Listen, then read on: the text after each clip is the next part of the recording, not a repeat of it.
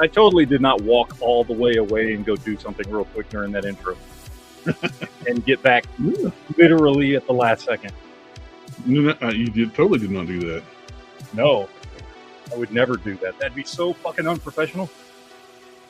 I'll be right back. I'll wait till it starts before I get up and walk off.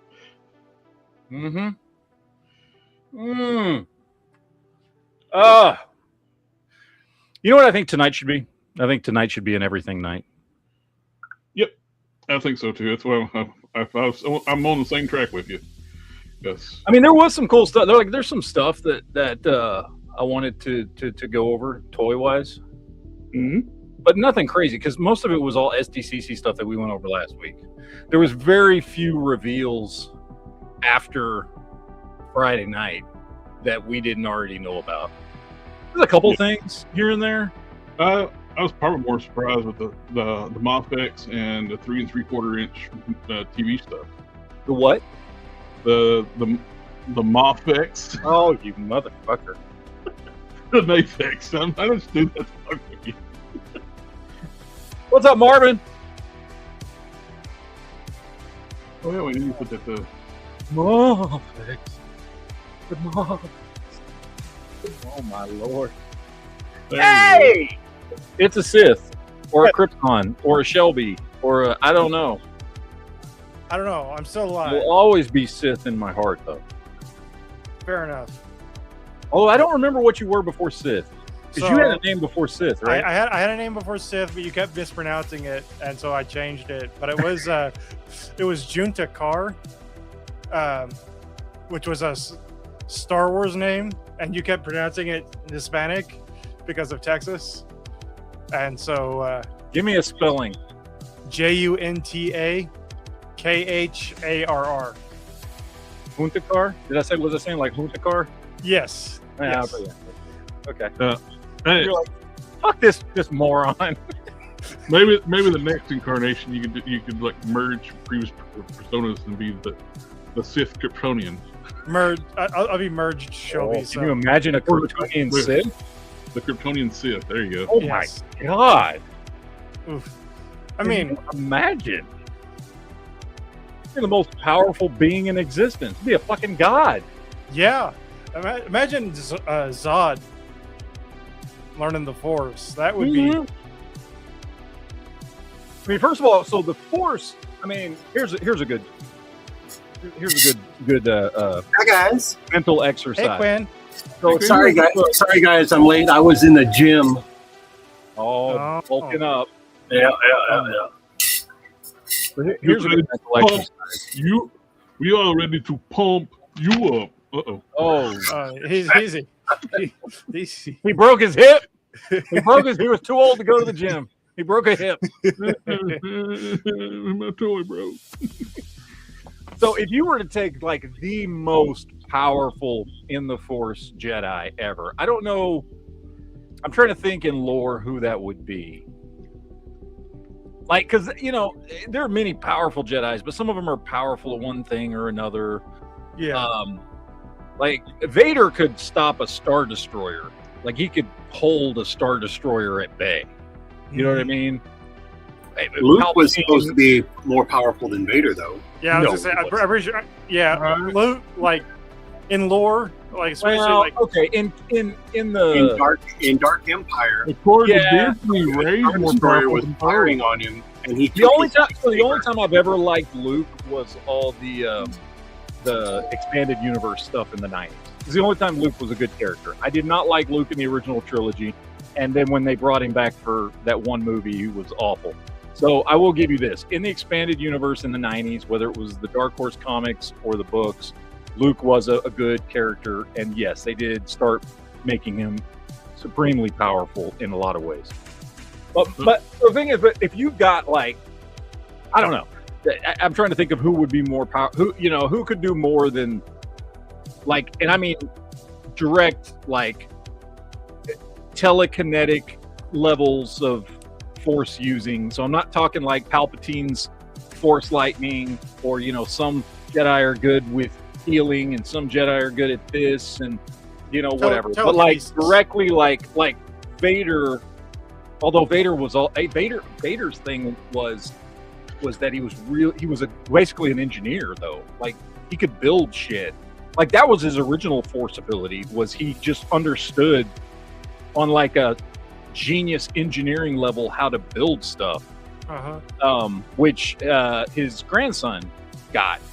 Anakin Solo was the same way, right? Was it with Disney? in the expanded universe? Rey was more powerful than all of them, and she was. Shut up, the fucking Rey. Anyway, but I'm talking about just sure raw telekinetic, being able to move shit with your mind.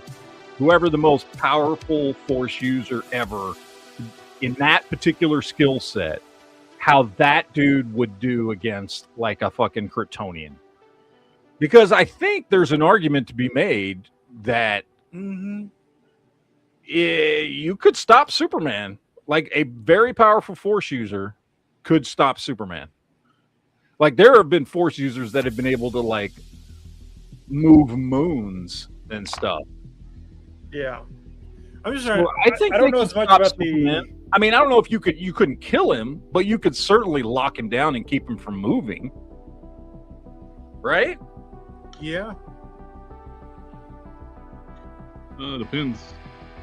I don't know what old people divers have to do. It depends on which version of Superman and if he's been outside the atmosphere. Superman Prime 1 million. Yeah, nothing stops that one. No. Yeah, and it also depends on where you're at. If you're not, if you're far enough away from a yellow sun and it's been a while. Nah, it's on Tatooine. Oh, then no, he's two yellow suns. Well, no, one's red. Hey, no, one of the suns is a red sun. I wonder what that would do to him. One yellow, one red sun beating down on him. I think a blue giant even supercharges it, though. Yeah. I don't know. It would be interesting for somebody to come up with like a video where they like already as powerful as a god under a blue sun is even stronger. I don't know.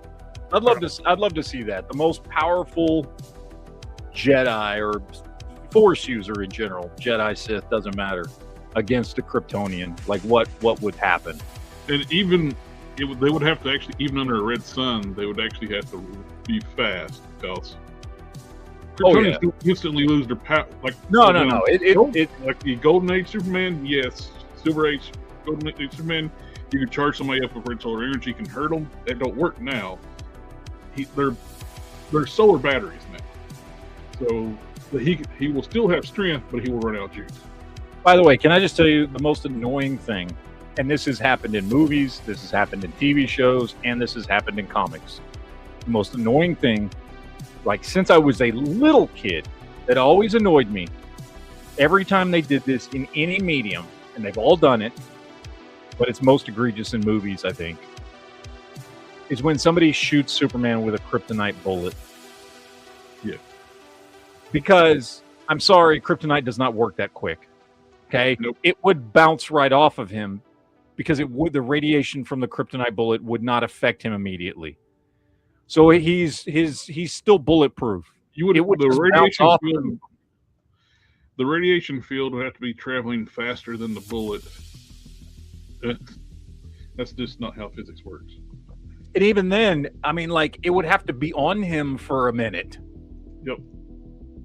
Before he started to become weak enough to be susceptible to a bullet. And I've seen him do it in all manner of medium, and I've seen him do it with like kryptonite blades and kryptonite arrows and kryptonite bullets, and it's just like, no, that's not how that works, dude. It's just not how it works. Anyway, just a pet peeve of mine when it comes to Superman. Yep, I agree. Yes, Lone Dragon. One of the best movie lines. First of all, one of my favorite movies of all time. Second, one of the greatest one-liners from a movie ever. I'm pretty sure he made that up. Yes, no, I've seen there was a little docu fucking thing on that where they were talking about that, where John Carpenter and Keith David, after he had passed away, so this has just been in the last couple years, and I saw interviews from both of them where they were talking about, like, yeah, he pulled that out of his ass. Like, that was straight up Roddy Piper coming up with that line. So it's like one of the beauties about like classic wrestling, when they when you had like the superstars like Roddy Piper and stuff like back in the day, those guys would ad-lib, and that's the ones who rose to the top were the ones who actually could think of all these cool one-liners and stuff, and do their, what they call shoots. And that's what made those people like fun. It's like, great. Now they have writers, and they try to push people that they think that people are like. It's not the same. It's just so phony feeling now. It's always been fake, but it's been physical fake. But yeah. Well, one of the reasons I was watching, what was I watching? It wasn't the same thing where I saw John Carpenter and Keith David talking about that. It was something else, but it was talking about Roddy Piper and how the reason he started doing acting was because he was tired of being a heel.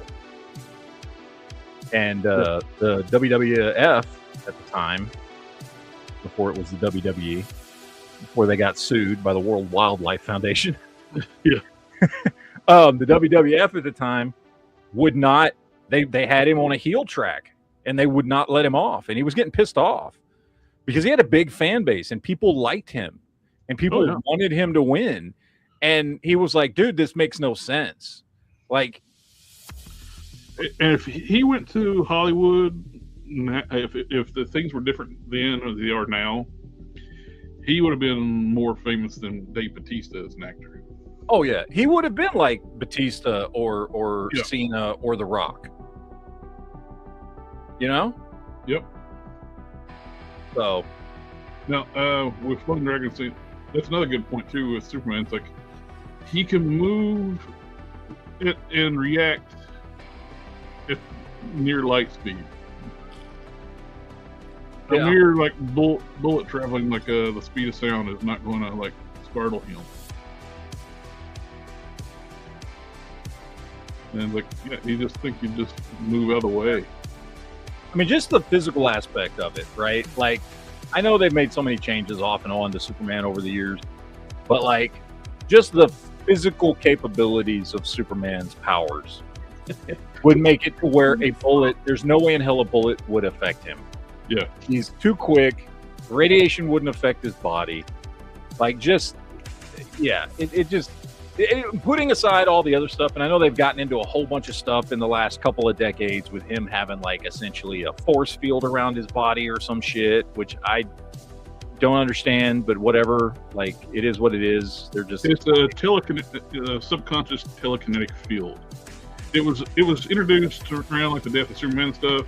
They use that to explain how he can pick up like a car by the bumper and not rip the bumper off and support the entire weight of the car and stuff. And I don't know. I don't like that. Maybe it's just me. And granted, I come from a very specific age of Superman, and so by mid '90s, I was not reading Superman anymore, and I've gone back and picked up comics and stuff like that since then. But like the idea of, I like when all his abilities were explained physically, and I know it didn't make sense. Like, I understand how stupid it sounds that just because he's from a world where gravity is much heavier, he can somehow fucking fly. I get that's stupid. I do. It makes no fucking sense. It explains his strength, but it does not explain how he can fly in any way, shape, or form on any level of science. However, I like that better than like, oh, now he's got telekinetic powers and shit and stuff. And like, I don't know, man. Like, it was used. They really pushed it a little bit more in like the 90s, because when he got the energy powers, when those first started kicking in, they were like almost like an extension of the telekinetic field. Like when he was throwing a fist and a giant fist started showing up around in front of his fist and stuff. Yeah. I kind of like that aspect before they went full on energy. I was like, oh, this is just enhancements of his already powers. Then they kind of went in another direction. I don't know. And that's why early Superboy only had the flight, because he had the kinetic field. Yeah, that's the only thing they could think of. His only power that Superboy had was the telekinetic field. Because at the time, like you couldn't. They really established that. Yeah, I got a you question. couldn't do a full Kryptonian clone because the DNA strands were too dense and then they degrade. I got a question for those of you who kept reading comics after the mid-90s, when it comes to Superboy specifically. At what point, and was this a retcon, or was this just a natural extension?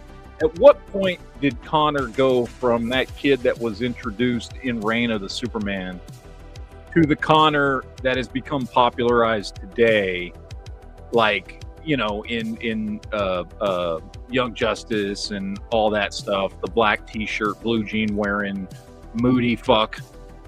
Like, is that the same character, or was there some kind of like retcon or something that happened between those two, and they're technically like two different characters? I mean, I know they're not two different characters. They're both Connor Kent, and they're both created by Lex Luthor, you know, whatever.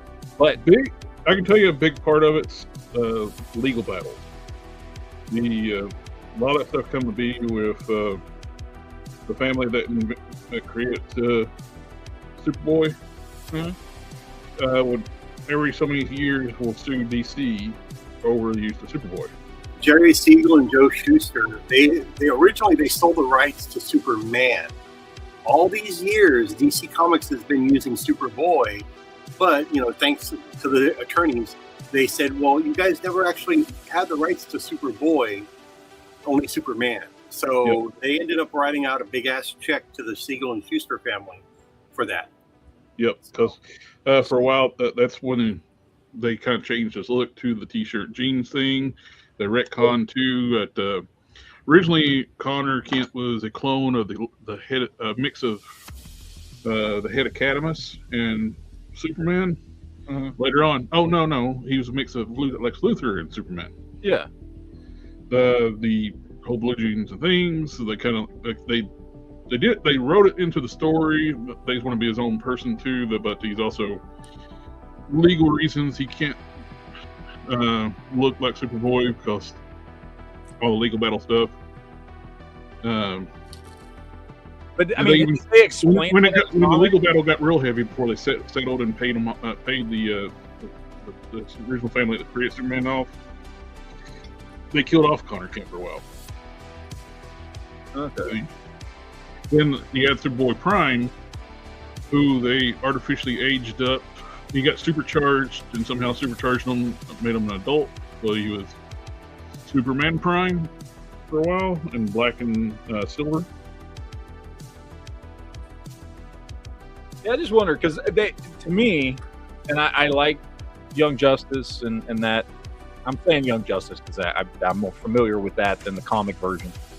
And I like the original Connor Kent, but they come across as two absolutely different characters.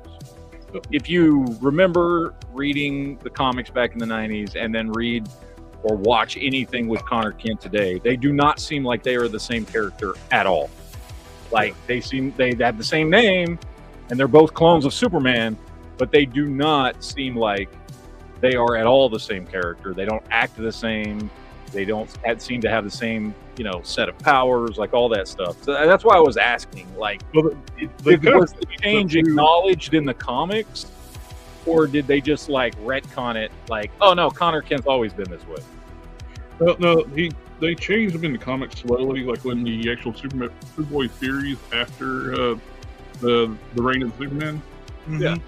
They had like a multiverse event with all the different Superboys from different multiverses, and the most powerful one was the one who the big difference between all these different universes, all but one, the Newsboys broke Superboy out before he was done. Except for one, he was allowed to go to maturity, and he had all Superman's powers. They called him Black Zero. Oh. And so it was potential him to get Superman's powers when he got older. So that's kind of what they did there, where he started getting more of Kryptonian style powers instead of just the telekinetic powers. Is a Kryptonian power getting more moody? I think it's more like when they kind of revealed like the fact that he's been lied to his entire life is, and plus two, they set it up where Lex had mental controls installed in his brain when he was created. Okay. Yeah, that was he turned evil for a while and shaved his head bald and cut it like a big L in his chest. Yeah. It's just I don't know, because like I really liked the original Connor Kent. He was he was my favorite of the quote unquote replacement Superman that showed up. Yeah, because he was just a really fun character. Yes, he was just young and carefree, and when you were reading the comics, like he was the one that was trying to have fun, and like I don't know, he was a fun character to read about. And then the new Connor Kent just comes across as very like stoic and moody and shit. He's not really a fun character, to be honest. Well, after all the stuff with Lex taking over his mind and stuff and all that, making him evil, when he was able to break that mind control, he wanted to kind of be his own thing. He's and embrace basically both his fathers.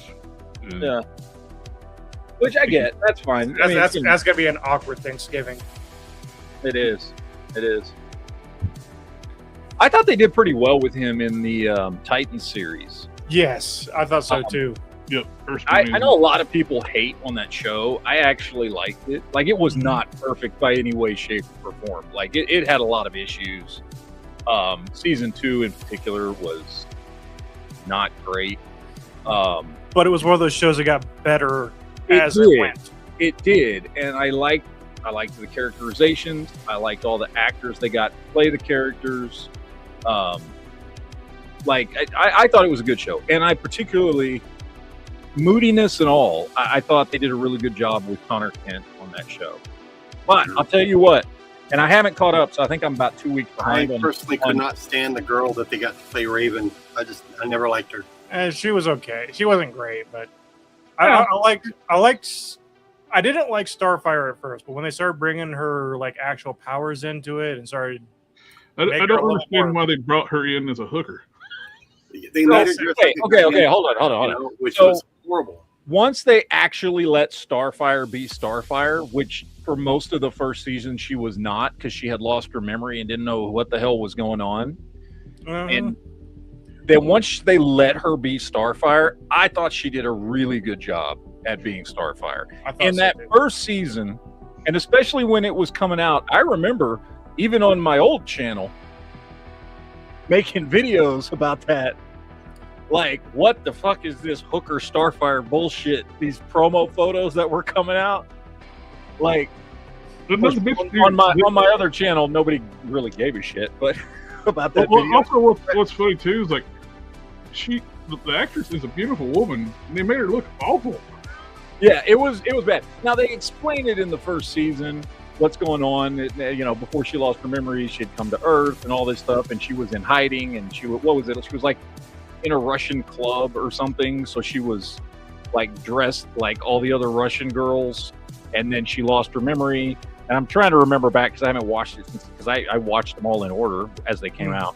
Yeah. But it was something like that. So she was on Earth undercover, and she had been in a Russian club when she lost her memory. So she was dressed like all the other Russian hoes just to stay undercover.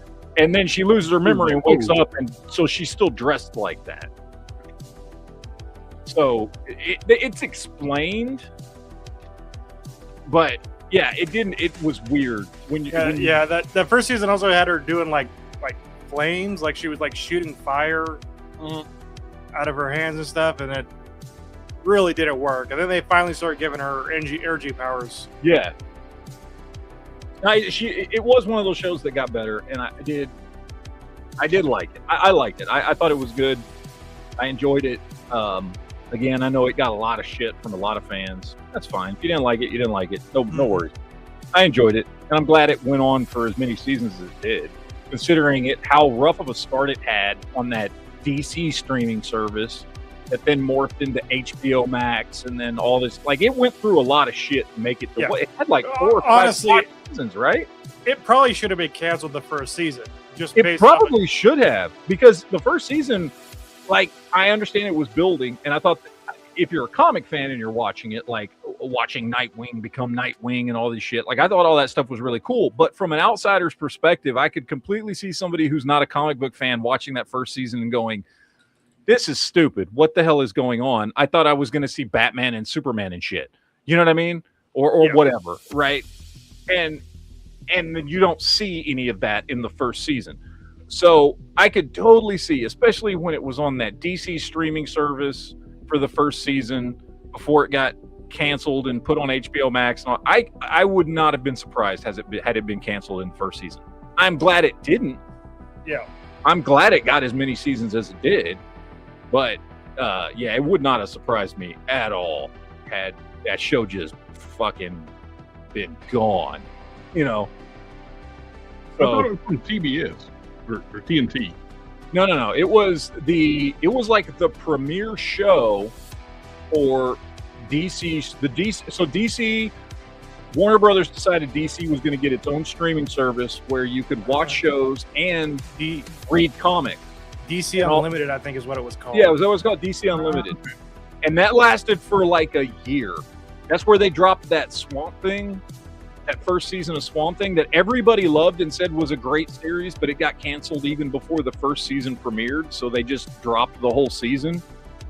Yeah. And that DC streaming service lasted like a year before DC's. They decided they weren't going to do that. They weren't going to combine the comics and the TV shows, and they put all the TV shows over on HBO. Well, what was at the time HBO Go? It wasn't even HBO Max yet. And they, Warner Brothers started some shit that they fucked up and then had to try and fix it, which is like a running theme for anything Warner Brothers touches. So, but yeah, it was its own DC streaming service where you could, and I know I had it for the first year. Yeah, you could you could watch comics on your TV. Oh, didn't they offer like those Justice League Unlimited DC Direct Justice League figures through that? Yeah, if you signed up, there was like different levels, and depending on what level you signed up for, you would get free stuff, or you could buy the stuff, or there was different things. I don't remember. Like I said, it only lasted for like 1 year, and then it went away. Official Red Scarf was asking what this is. This is a short-lived character in the 90s, which people who read it still love the character. It's Prime. This is one of his more extreme looks. They did like Rogue, or they called it Rogue Prime, where he's like a punk rocker. And that's for this version. I've actually got 3 in progress right now. Well, getting ready to crack the waist piece off. Extreme 90s hair. Real quick. And Sith, have you've been keeping up with Adventures of Superman? Yes, I'm caught up. Well, I'm a couple episodes back because I haven't watched it since before I went on vacation. So I think I'm 2 episodes behind. However, going back to what we were talking about with Connor Kent, and I just say, and I know it was Jonathan, not Connor, but the fact that he showed up basically being Connor, that original Connor, gave me so much joy. That was because even though he was Jonathan, he was fucking Connor. They had him playing Connor Kent. Yep. We don't know why yet, but he is coming back. Okay. Like I said, I think I'm 2 episodes behind because I think I missed the last 2 weeks. So I got to catch up on that. Are you behind on X-Men as well? Yes, I'm also 2 weeks behind on X-Men. I started to watch the Danger Room episode, but I didn't finish. That Danger Room episode was probably my favorite episode yet. It was an all Polaris episode. I've only watched the first episode this season. I started to watch that one, but we didn't finish it because we tried to watch it while we were out of town, and then we were with family and stuff, and we didn't get to finish it. And then I haven't watched this week's episode either, so I'm 2 episodes behind on both those shows. So I need to catch up on that. Oh, but can we talk about Spider-Man? Yes. Let's talk about Spider-Man. I want to talk about Spider-Man because Sith, you and me have seen it. By the way, Jared, there's a pretty damn decent version on the website. You've got to go to the right server because I've found 3 versions of it. One that's just god awful and cuts off the first 10 minutes when it starts. One that's dubbed in, I don't know, Pakistani or something. And then one that's actually a pretty damn good version. Like I was watching it for a second time last night when I fell asleep. So if you want to watch it, you just got to make sure you click through the servers to find the good version. With none of that XBet bullshit across it or any of that stuff, like legitimately a pretty good version of the movie. If you want to watch it. Oh, since you're going to be talking Spider-Man, should I hit the spoiler alert button? Yep. Go for it.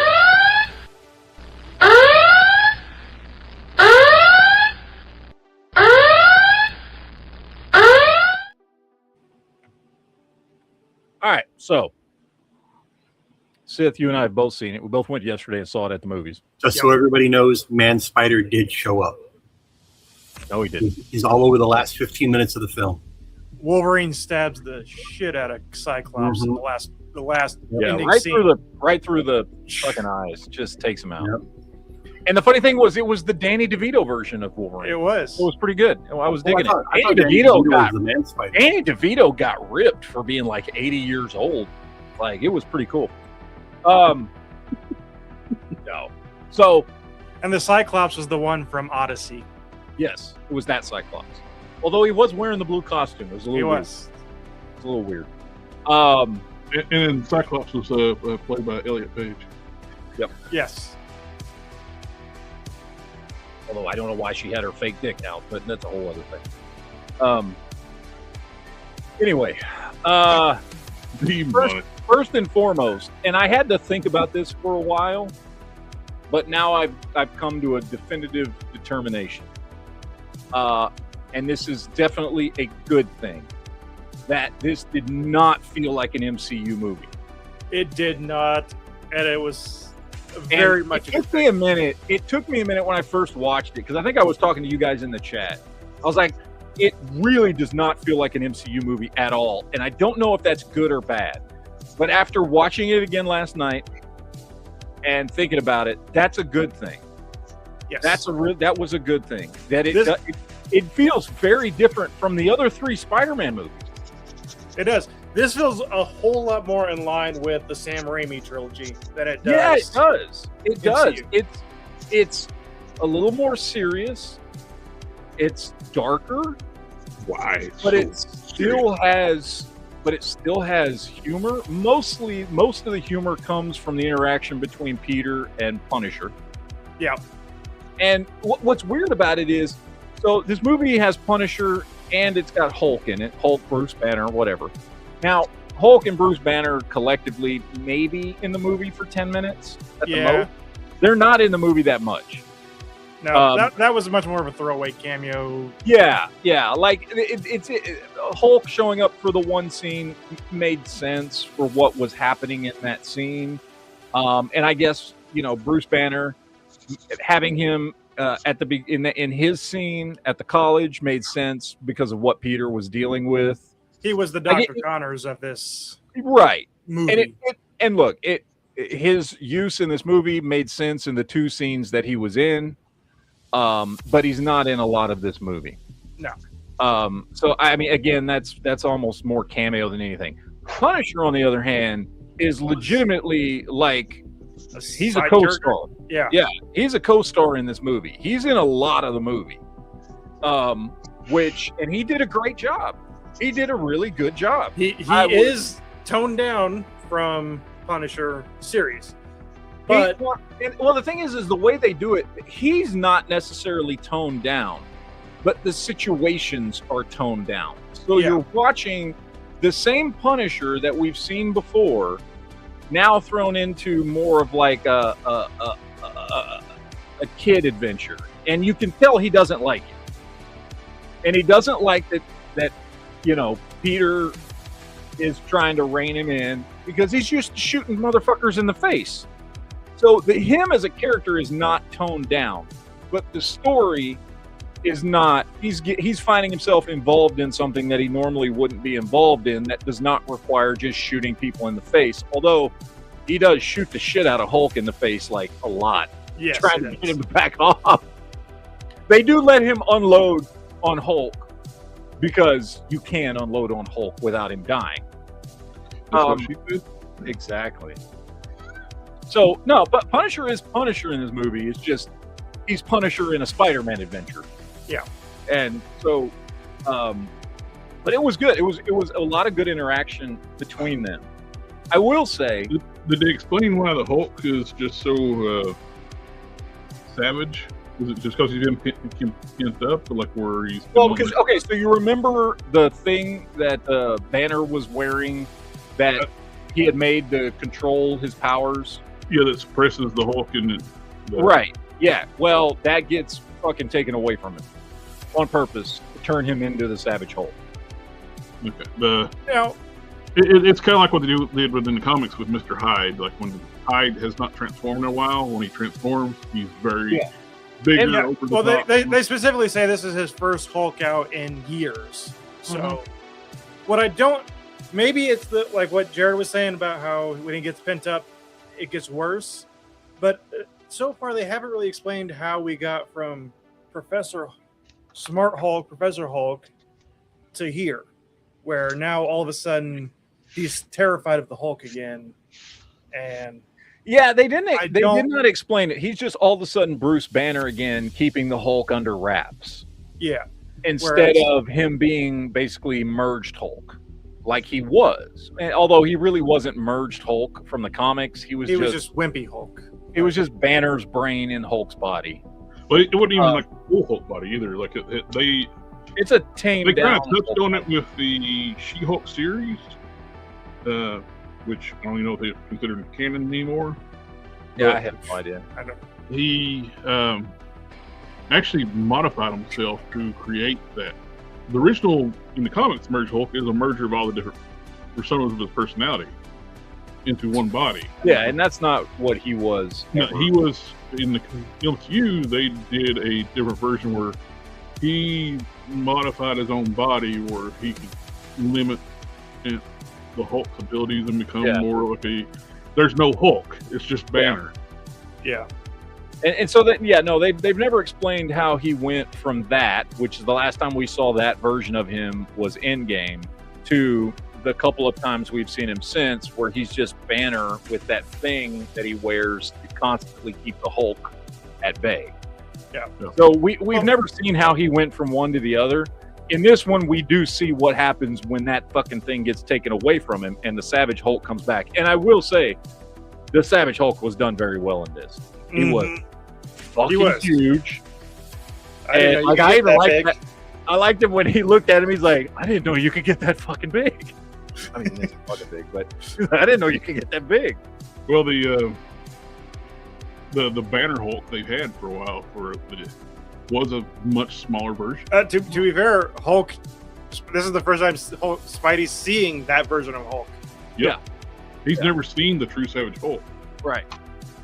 So, I would say, like, okay, and we've talked about this ad nauseum. I hate Mark Ruffalo, like, just as a human being. Yeah, he is an awful human being. However, the Hulk was well used in this movie, I thought. It's basically just the glorified cameo, but it was well done. It was well done. Yep. Also, we have to address the worst kept secret in Hollywood. Yes, Sadie Sink is Jean Grey. Yes. Everybody knew this. This was not a surprise to anyone. And you find out relatively early. You find out at the end of the first act. So by the time you're going into the second act, you know who she is. Peter knows who she is. You know, like everybody knows who she is at this point. So it's just kept secret for the first act of the movie who this character is. And I will say she did a very good job. She did. I liked her as Jean. I liked her as Jean Grey. Like for instance, okay, so you know those last two horrible X-Men movies where they got Sansa Stark from Game of Thrones to play Jean Grey? Like, I thought before I saw those movies that she would have made a great Jean Grey. However, I don't know if it's her or those movies or both, but that was awful. But I think that may have had more to do with the movies than her as an actress. Yeah.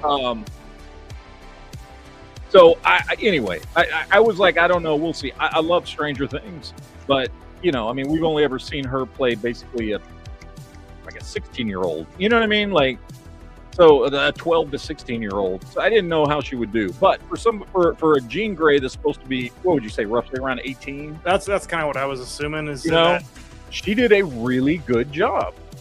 I don't remember if I personally don't remember, and maybe it's been mentioned or I don't know. I don't remember Jean Grey having a sister in the comics.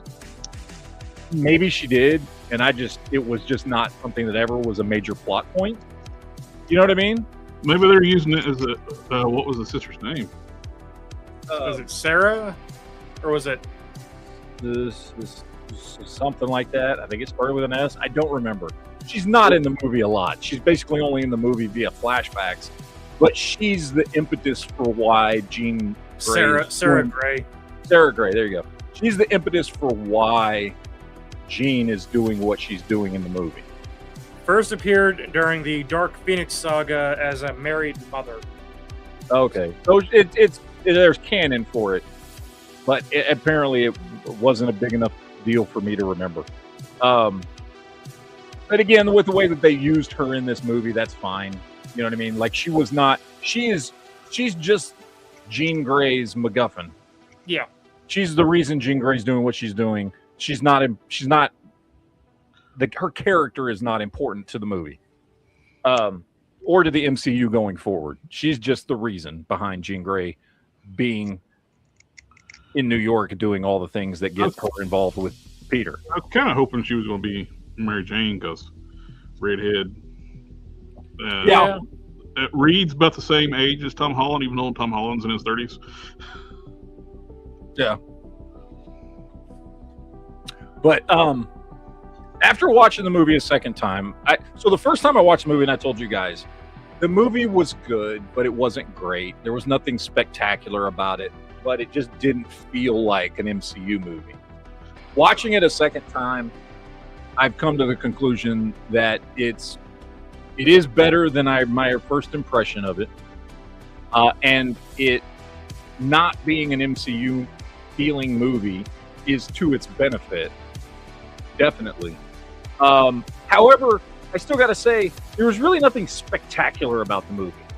You know what I mean? This exactly like it was. This is by far Tom Holland's best portrayal of Peter Parker Spider-Man. I will say it is his best portrayal of Peter Parker. However, I don't think it's a better movie than No Way Home. I think No Way Home is a better movie. Yeah, No Way Home is I don't know, because this is Tom Holland finally playing Spider-Man, which I've been waiting for a decade now. Right. And so, I will agree with you. Instead of playing Tony Stark Jr., he's finally playing Spider-Man. Yes. He's playing Peter Parker. And yes, he does a fantastic job in it. Even Zendaya does a much better job in this movie, just instead of just being a quirky, weird girl, like being a normal human being. She does really well. How nice it was that they didn't just immediately walk back the whole friend thing. They didn't just see Peter like, oh, we remember all of a sudden. Yes. That's what I was fully expecting MJ to do. When she read the letter, I was like, oh, she's going to remember. No. I was so glad they did not do that. Yes. Yeah, like I said, I'm. This is one of those movies. I think that the more I watch it, the more I'm going to like it. This could become the Man of Steel of Spider-Man movies. Very, very much, very much. I think for me, this movie, I would compare it to, as far as how I feel about it, the same way I feel about Doctor Strange and Shang-Chi, which is the first time I watched both those movies, I liked them, but I wasn't blown away. But those two over time have become movies that I watch once every few months. And every time I watch them, I like them better and better and better. And they have become some of my two favorite MCU movies. Yeah. Of course, when you watch the first Doctor Strange movie, they set up with him having the time stone, and it's like, okay, after every freaking after that first with normal movie, why does he not cast that damn spell before every major event? Yeah. When he gets killed, it resets. Do a time loop. But he gets the Groundhog Day his way into victory. Exactly. Like I said, I think so. This movie is definitely better, like by leaps and bounds, than Far From Home. I'd say it's a good deal better than Homecoming. Yeah. I think as a movie, I don't think it's better than No Way Home. Like No Way Home. I was not crazy about Homecoming. It took me Homecoming or No Way Home. I had it took me 2 sittings to get through the whole movie. They just too much teen angst at the beginning of the movie. Well, yeah. However, it's still a better movie than Far From Home, where he goes to Europe. That one's that movie's trash. That's awful. Night Monkey. However, like I said, I think No Way Home, and not because of Peter Parker or any specific characters, but just because of the way that movie's structured to please fans. And it's done very, very well with bringing back old villains and the 2 previous Spider-Man. And that movie is put together in a very, very, a very cinematic and pleasing way. I think as a movie-going experience, No Way Home is a much better movie. However, I do think this movie is a much better representation of like Peter Parker and even Zendaya playing MJ. She's much better in this movie and comes across much more, not perfect, but much more like who you think of when you think of quote unquote MJ. Yeah. And I think Punisher was great. I think the characterizations in this movie were so much better than any previous Spider-Man movies. It's just as a movie, yeah, the other one's better. It was good though. Like I did like it. And I think it's, like I said, I think it's gonna be one of those movies that I'm gonna like the more I see it. Yeah. Right now, it's in top 3, definitely top 4, but I think top 3 Spider-Man movies for me. Because number 1, still to this day, is The Amazing Spider-Man 1. I love that movie. I love. We listen and we don't judge. But the only thing you could have said worse than that is Amazing Spider-Man 2. The Amazing Spider-Man 1 is the one that, like, when I was a kid, older kid, that's the one I watched. Can I just back you up a little bit there and just say, putting the issues with Amazing Spider-Man 1 and 2 aside, just altogether, he is without a doubt the best person to ever play Spider-Man. Andrew Garfield is hands down the best actor to ever portray Spider-Man or Peter Parker, as far as I'm concerned. He is the Spider-Man I grew up with. And so I still like both those movies. I do not lie to myself and say they are good movies. Oh, no, they're not good movies, but they're my favorite. It's my favorite. Specifically because of him, I still enjoy those movies. Because I think he would, out of the 3 actors we've gotten in the last 20 years to play Spider-Man, he is far and away the best choice and pulled off the character better than anybody else has. Yeah. So, Yeah, I like basically all of the casting from the Amazing Spider-Man movie. I liked Emma Stone as Gwen Stacy. I liked Doc Connors was okay, but everyone was good. I liked Dane DeHaan or whatever his name was for Harry. But I think the casting for those movies was perfect had the stories been good. Yeah, I mean, even having Jamie Foxx as Electro would have been great had that movie actually been good. right.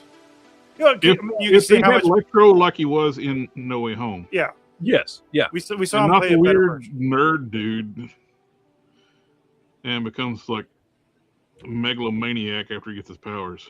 Yeah. But my point was that if Tom Holland keeps going in the direction that he's going right now with Brand New Day, he has potential to become my favorite Spider-Man. Traitor. I would say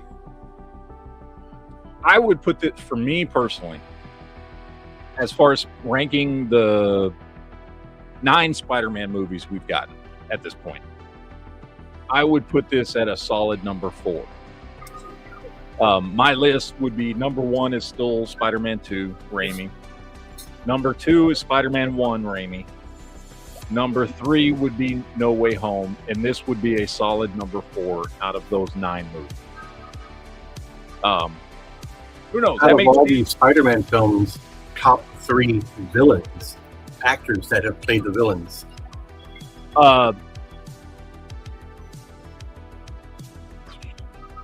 You know, Alfred Number one. Molina for one. I would Doc say Ock. Doc Ock, Green Goblin, and then I'm going to throw you a curveball here. Despite the movie not being the greatest thing in the world, I would say hands down Michael Keaton's Vulture was phenomenal. yeah, I would say those are the top 3. Yeah, very good. well, unless we count William, whatever his name was. To be honest, Brand New Day doesn't really have a villain. Like, we have an antagonist. Yeah, there's not a straight villain. I mean, I guess you could say Damage Control ultimately is kind of the villain in the movie. You get a smattering of villains in that opening sequence, Tarantula looked good. I like that. which is fine. But yeah, there's no real. I mean, the movie is less about heroes. It's not a heroes and villains story. Honestly, I mean, as weird as that sounds for a superhero movie, there's no clear villain, and Spider-Man, even in the movie, is not just a clear hero in the movie. You know what I mean? Yeah. I mean, between his story and how it interweaves with Jean's story and Punisher's story and everybody else, this story is about people who have the potential to be heroes or villains, fucking figuring out who the hell they are. That's ultimately, I think, what I got out of the story. It's them all figuring out who they are. What I want to know is Hasbro going to give us a Punisher van? No. Because we saw a nice black van in that movie. Yeah, I was gonna say, has Hasbro done any MCU Vehicle? no, like their HasLabs? Have they done any MCU HasLabs? No. Because And I this don't think they would, because MCU The MCU Hellfire figures. was a complete fail, so I don't think they'll ever do a vehicle. I think. Well, the one guy on the Marvel Legends team was talking about they might try but he even called it the Hell Charger this time to try the Hell Charger again. But you might be smart enough to actually go get a license from Dodge this time. But Yeah, you could that would buy be- the black van from Ramen Toys, make that a Punisher van, because it didn't really have a logo on it. So Which a lot of people did. They Yeah, turned that into that's why they made it like Mhm. that. Yeah. So, but no, I would say in general the I movie. have a question. I haven't seen the movie yet. Yes. Does the Punisher live in a van down by the river? Yes. I think he does. Yes. Yes, Well, he has a van and he lives down by the river. yeah. However, he doesn't actually live in the van down by the river. Well- He's living. He has the van and he lives in a docked boat down by the river. Yeah. Is it a boat or a submarine? I thought it was a submarine. No, well, I didn't see a submarine. I thought it looked like a boat to me. I mean, who knows? I don't know. I thought it was a submarine. Because it showed him up on the deck when they show up. So, anyway, look, the movie was good. I liked it. And I would recommend people who like comic books and like superhero stuff go watch the movie. Good Well, movie. apparently It's gonna make it made more than Endgame. yeah, it's gonna make a ton of money. Oh, Like, yeah. every showing is being sold out right now. Oh, yeah. Yeah. Dude, my And local- mysteriously, the show when it getting sold out for this movie, it's not empty theaters. I know. Isn't that crazy? Yeah. Any of you guys get any of the popcorn buckets for Spider-Man? I did. I did. I got the one that's him with that looks like a building. That's him crawling on the building. I think I'm gonna cut it and open it out flat and use it as a background over here for my Nice. Spider-Man shelf. Yeah. So I'm I gonna get ended up getting the Spider-Man head and the small little popcorn bucket, look waste paper basket type thing. I got both of those. A friend of mine picked those up for me in Edinburgh at the AMC theater. Thank God, you know. But other than that, that's all I wanted out of that. yeah, here. I'll show you. I got one of the cups. Hokiest But I didn't get guy alive is Dolph will always be the best Punisher. Yeah, I don't understand. You know, the theater industry is hurting. Obviously, ticket sales and this that with the internet and streaming or whatever. You'd think they'd make all these damn popcorn buckets available at every theater across America. That way, it's more money all the way around. Yep, that looks nice. That's the one I got. So I think what I'm gonna do is I'm gonna snip it down the back, take the bottom off, and then unfold it to where it's just one big flat piece, Mhm. Yeah. and then use it as a background over here. So, but yeah, it's a nice tin, metal. So, yeah, that's the one I got. So Spidey will be living on the wall down by the river.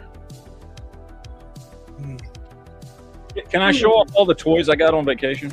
Yeah. No, we don't do that kind of stuff here. Speaking of which, I've been waiting to open these for tonight. Do you know how hard that is for me? hey, Jared, I haven't opened it. Even the stuff I got from you, Quinn, I haven't opened yet. I've been waiting for tonight to open it. Jared messaged me and he's like, I'm looking for that Transformer 2-pack that's supposed to be hitting Ross or whatever. I said, yeah, if I see it, I'll keep an eye out for it or whatever. Well, he sends me a message already saying that a friend of his already got one. Well, I had a customer, because I had told a certain friend of mine, a customer of the store, to keep an eye out for me as well. Well, he brought one in this morning and gave it to me. So, yeah, How much? So I'm like, I'll well, buy it since from Jared's you. already got his. I guess I got a set too now. So You son of a... Oh, thank you, Quinn. No, I'm sorry. no. Hey, don't worry about it. I mean, I put Transformers too. So, but I mean, One of my friends is a regular, like in the chats and stuff. He's like, he saw I was looking for that, and he's like, messaged me, he's like, a picture of it. Why is it Ross? I was like, you need this? It's like, yes. yeah, not a problem. Well, I have a couple feelers out too. So I got customers that look for stuff for me. So customer friend of the store found that for me, and I go, great. My friend wants that. So blah blah blah. But I had already saw your message, and I'm like, oh well, he doesn't need it now. So I guess I can keep it since it's different colors. So it'll work. Yeah, it's the unreleased prototype colors for G2 they never released. Now it kind of makes me I kind of feel regret not getting that garish Grimlock, which was the same thing as like with they did these really wild like concept colors for the Dinobots that never got released for G2. They were too wild for G2. And they did the Grimlock as a Walmart exclusive a few years ago. They did several like G2 rejected color schemes. They had like a two-tone orange jazz and Grimlock with yellow with blue tiger stripes. Which, yeah, at the time it's like these are awful. I kind of wish I got it. Yeah. Also, I got an email confirmation that the Mondo Toys Real Ghostbusters San Diego Comic-Con 4-pack is being shipped out to me right now. So apparently I got in one of the first 1,000 orders. I got that in thanks to a friend of mine. So he got a email confirmation. So it should be shipped out, or it should be shipped out to me already. So hopefully I'll get it within maybe less than a week. So if not everybody that was over 1,000 ain't going to get them until February next year. Sweet. Yeah, I know. So Matt, wait, what did you pick up? Okay. Ross-Con, Whiplash. Hold on, let me get you. $10. That's a good price for that. Yeah. I've been needing Whiplash for my origins. I think his double chin is hilarious too. Yeah. Fat bastard. Picked up Ross-Con. Nice. Did you get yours yet? Nope. I mailed it Nope. today. He mailed it today. Okay. He's gonna make me wait. I did 5-day shipping too. Got this from Quinn. Nice. I'm a U.S. agent. I'm looking forward to them using that body more often. Yeah, the Punisher body's good. I mean, it's not what John Walker should be on, but it's a good body. No, I would love for John Walker to be on something bigger, like Hercules or something. Yeah. Finally picked up Power Glide. Been meaning to pick him up for a while. You can open the chest up too. It's got the little outline of the heart. Little heart thing, yeah. Found Shockwave. Nice. Studio Series Shockwave. They had a shit ton of them down where I was at. I was tempted to see that the local Target had it, and I got like 2 versions of that one, but that one's a retool. They got rid of all the paneling off the body. Yeah. Make it more like G1. This, which I didn't even know was a thing until I saw it at Ross, which is Multibot. I didn't even know this was a thing. I showed mine on the chat. I don't know. You fucking put them together 500 different ways or something. I don't know. It's still in the box behind my monitor upstairs. Well, yes. Ollie. That's cool. It's the Ross has got that. Yeah. But it's actually tempting to like get, if I see one and then grab another one, because you can actually mix and match the parts. Oh yeah, yeah. You can do all kinds of stuff with them. So yeah, I got the Tiger Hawk at Ollie. Which is a great looking figure. Yeah. Then And he's actually white and purple instead of white and blue like the original one. They got the colors wrong on the original toy back in the day. Or the show used a prototype color where he's white and purple, and the actual retail figure was white and blue. It's a good looking figure, man. And for $20, $25, whatever this thing costs, I don't even remember. For a big figure like that. Yep. Thanks to Target screwing up their pricing, I got this 2-pack Nice. for $20 a figure. $40, dude. $39. Yeah, I saw people like saying that it was mispriced in the store, but you go to their website, it's like $60. Yeah. But in store, it was $39.99. I was like, well, shit, $20 a figure. That's like 10 years ago. Yeah. Then, thanks to you, Jared, I picked up my Silver Bolt from Walmart. It came in. Oh, yep. Nice. So I got him for like half price, half retail, dude. Yeah, it's like at one time that thing was hard as hell to get. Now then he got it on clearance for $50. Yeah. And then last thing I picked up from Quinn, which I'm very, very happy with, is my Armada Optimus Prime. That is an awesome piece. Hell yeah. I've been wanting to pick him up for a while. And when I saw it, because I knew I sent Quinn a message, and because he had posted it right before I was heading down there. I was like, hey, you still have any? I was like, save one for me. He didn't see my message though. So Well, good thing he didn't sell it. Yeah, I know. Which is He was mid-process of selling it when you got there. He had gotten 2 in, and he had sold 1. So he had 1 He left. took it out of an 8-year-old boy's hand. He did. Yeah. Ripped it out of his hands. Yeah, he Ripped it out of his hands. I was like, "No, sir, you save that for special people. You're not special, sir." Yeah, You ever seen an adult drop kick an 8-year-old? I have. you're about now. Got there now. I recorded it so I can watch it just for pleasure. But anyway, thank God, dude. I've been waiting a week on more than a week on some of these things just to get them opened up, dude. The Matt's going to replay that and every so often be like, roll that beautiful bean footage. Hell yeah. Like Austin Powers kicking mini-me's. Poof. If we can get clip in, you son bitch. No. If at first you be does that hard. succeed, you need a bigger hammer. Ah, there we go. There we go. Scorpion's looking a little ugly. He is, isn't he? He likes cheeseburgers now. He does, dude. Check it out. He's looking chunky. He's looking like Trapjaw from the Motu movie. Everybody was giving that dude shit because he was a little pudgy. I'm like, motherfucker, first of all, you're just saying that because compared to like He-Man and Skeletor, he looks a little pudgy. That's a big fucking dude. You wouldn't call him that to his fucking face. No. That's like people calling a powerlifter pudgy. Like, Yeah. no, that's muscle. You dumb. Since that movie's on Amazon Prime, I was playing it a couple times today here in the store. Nice. Well, let me give you a taste of what's in store for you here, Shelby. Mr. Krypton, Mr. Sith. God damn it, I'm never going to get your fucking name right. I don't have a name. Well, as soon as he gets it right, So change it immediately. Yeah, you're going to fucking change it on me. Okay. I'll change it back to Sith. All right, let's see what we got here. Here's our... As I drop his cannon. So...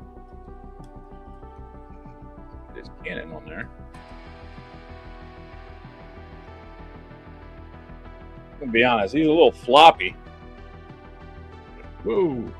Yeah. I think he's Look at going to need a massive amount of kikis. Wow. Yeah, he's got some floppy legs. And you wonder why that line never took off.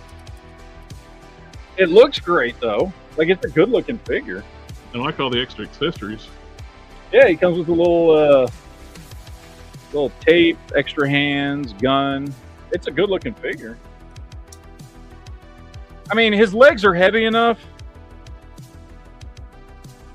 His legs are heavy enough that it's only when you hold him by his upper torso that he gets floppy. But it's because his legs feel chunky as hell. Like all the weight is from the knees down. So he actually stands up really well. Because once those joints are just holding the upper body up and he stands fine. It's just his hips are loose.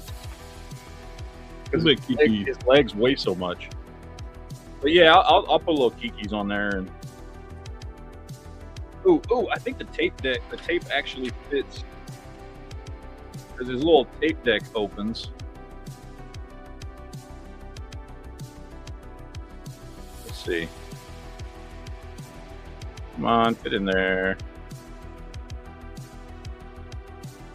You mother... Yeah. So his little tape deck actually fits in there. Nice. So, yeah. I mean, he's a little small. Well, I guess it depends on who you put him next to. Yeah. I mean, Well, he's like deluxe class, like old school deluxe. yeah.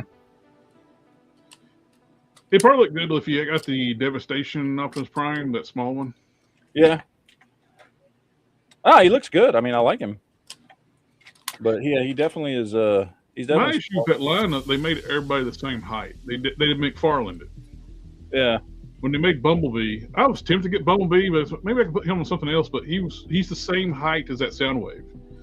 So when you scale up Bumblebee that size, he looks like a beast. He looks like a brawler. So he only had, even though he comes with 2 trigger hands, for some reason, one of his trigger hands is closed. Like you can't actually get a gun in there. It's for opening his cassette tape. Oh, is that what it's for? The eject button. That's stupid. Okay. Well, I will this is say his cannon falls off very easily. Laserbeak has to escape somehow. But it looks great. Like the figure looks like really, really G1 accurate. That's a cute Soundwave. Yeah, I know. I need to get a full-size adult sound. This is like preteen Soundwave. Oh, Shelby got that. That's the KO one right there. Yep, this dark one was Yep. $80 for this, plus all of the 5 or 6 cassette bots. Where'd you get that one? AliExpress or where? TF Source. Gift source? Yes, Safari. Yeah, TF Safari. That's THF Sonic Wave. It's a great deal. Unfortunately, You basically get like the new reissues of the Masterpiece and cassette is more than what you paid for that. With all the yeah. kits. Now, unfortunately, these cassettes don't really fit this guy. They're just a hair too wide. So you can force them in, but it's a pain in the ass to get them back out. Interesting. So, but they'll fit in this one just fine. So I don't know what the tolerance difference is there, but Now I like the KO one. They did like a black version, or when he was rebuilt as Sound Blaster, yeah. and that was in the Japanese Headmaster series. Him and Blaster fought to the death. They both got rebuilt. Soundwave got turned into Sound Blaster, and Blaster got turned into Twin Cast. I got a question for you there, Jared. Yes. Because I think I've narrowed down, and I may get more than one. I don't know. But I think I've narrowed down the blaster that I want for my collection. And I want to know what you think of it. The one I have seen that I don't know, I like the best is the Titan's Return blaster. And I don't know if it's a redo of a previous one or not. That was the first the Titan Return Blaster. Yeah. Okay, that's the big one. That's the he's a retool of the Soundwave. Okay. They did a Soundwave on the same body and a little bit of retooling. And yes, it's a really good looking blaster. Like I saw it's very similar to like your Optimus Prime you got from the same with the Orion Pax Optimus combination with the Power of the Prime. It turns into like a base transformation. Does it? Yeah. It turns into a boombox and a base. Okay. Luna, whatever the fuck her name is. Is it Snow? Luna Snow. It's a decent figure. I like Quinn gave me an idea when I was talking to him when I was down there. And he's like, with a little bit of customizing, this would make a great Lila Cheney figure. Yep. Which I think is what I will end up doing with it. Thank you, Quinn, for that idea. Well, I never like to waste anything, so I was like, well, I don't really know who the hell Luna Snow is other than a Marvel Rivals character. Yeah, that was the same thing for me. Like, I bought this for the Spider-Man, obviously. While she's not wearing the mini skirt like she does in the comics, or back then, I should say, you can definitely fudge it in as a Lilac Cheney, just color the other part of her hair black and her eye, and there you go. Yeah. Well, honestly, I'll probably do the whole thing in like black and silver, all the white and blue. Yeah. Because Lila Cheney usually wore all black. Yeah, she was wearing, it was early 90s, late 80s, early 90s. So she had that, frilly little mini skirt, kind of like, I guess what Cindy Lauper would wear at one time. Yeah. I mean, it's a good figure. It's a good looking figure. It just, and for shit about the character. Target had a damn good price, $39, so. Oh yeah, you can't beat that. No. So, I mean, no, it's a good looking figure. Just don't care about the character. The Spider-Man now. Let's see. So we've got the Spider-Man figure. We've got a nice techie, futuristic looking suit, which I'm digging. The paint on this thing is fantastic. Jared, don't do that. I don't know that it's paint though. Yeah, that's the one I was looking at. Yep. Yeah, and he's got the headmaster, right? He's the headmaster one. Yep. Yeah, this lifts up and you got the little headmaster thing up, and he's got the headmaster in there. Yeah, that's the one. I don't know, man. For some reason, that one just like I was looking for a good blaster for my collection, and when I was going through all the ones out there, I was like, that's the one that caught my attention. Now, you don't come with this gun. This is like a guy makes custom parts. This is injection molded. That's like a G1 style gun. I think this is for the. He made this for another version, but it fits the hand. 5mm post, and it fits scale wise. I think it's pretty good.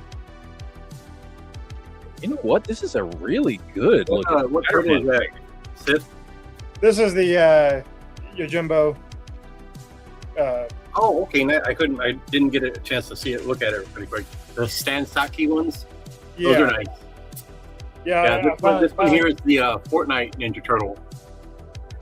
Yeah, I finally picked up the other two, so I've got Raph and Donnie now.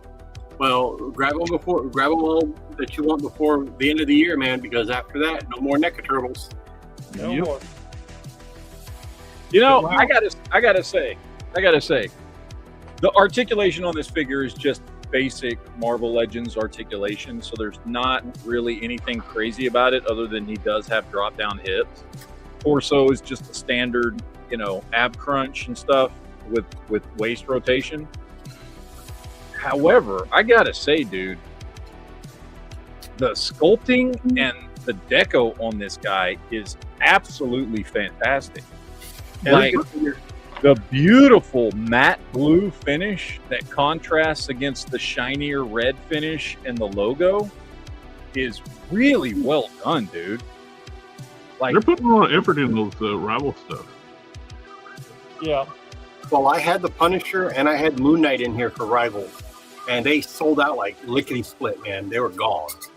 So anything Rivals is sell. Hell, even the Blockies stuff. Jeff the Land Shark is gone. Spider-Man Venom's gone. I think I'm down to one Invisible Woman left, one Rocket, and I just got restocks on the Spider-Bot. So yeah, all those man just gone. So can't complain.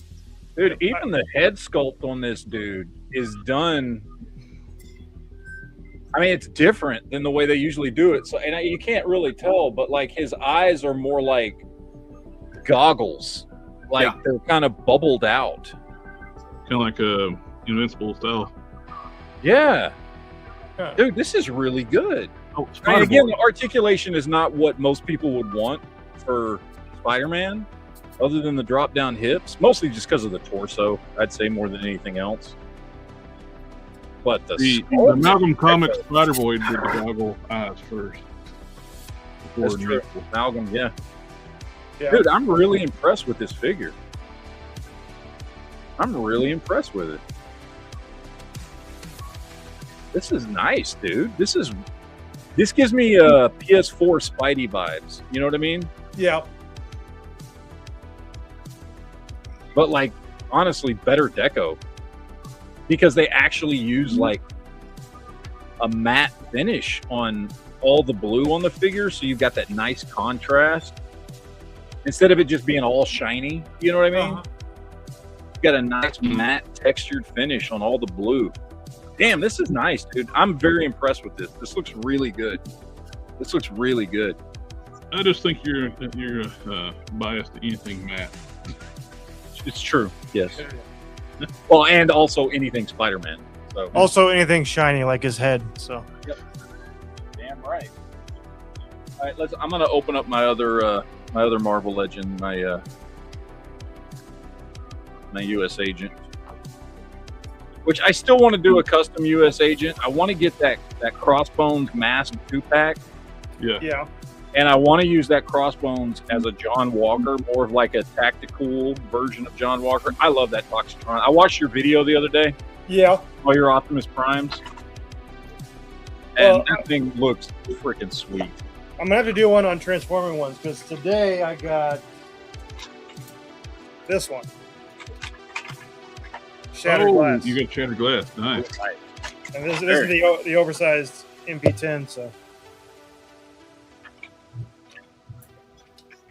Can I just say, I saw somebody doing a review of this John Walker U.S. Agent, and they were bitching because there was no place to peg his energy shield into his back. Now, for anybody that knows, I mean, honestly, you don't even have to know this character to figure this fucking thing out. It's an energy shield. Like, he turns it on when he uses it and then turns it off. Like, it's not supposed to just plug into his back. You're just making excuses for Hasbro. You mean Hackspro? Like, dude, why would you? He wouldn't have the energy shield just sitting turned on his fucking back. Like, it was such a stupid complaint. But that's also my complaint too about the lack of boot swivel. It's there. They're just keyed boots. You just got to push it. Push it real good.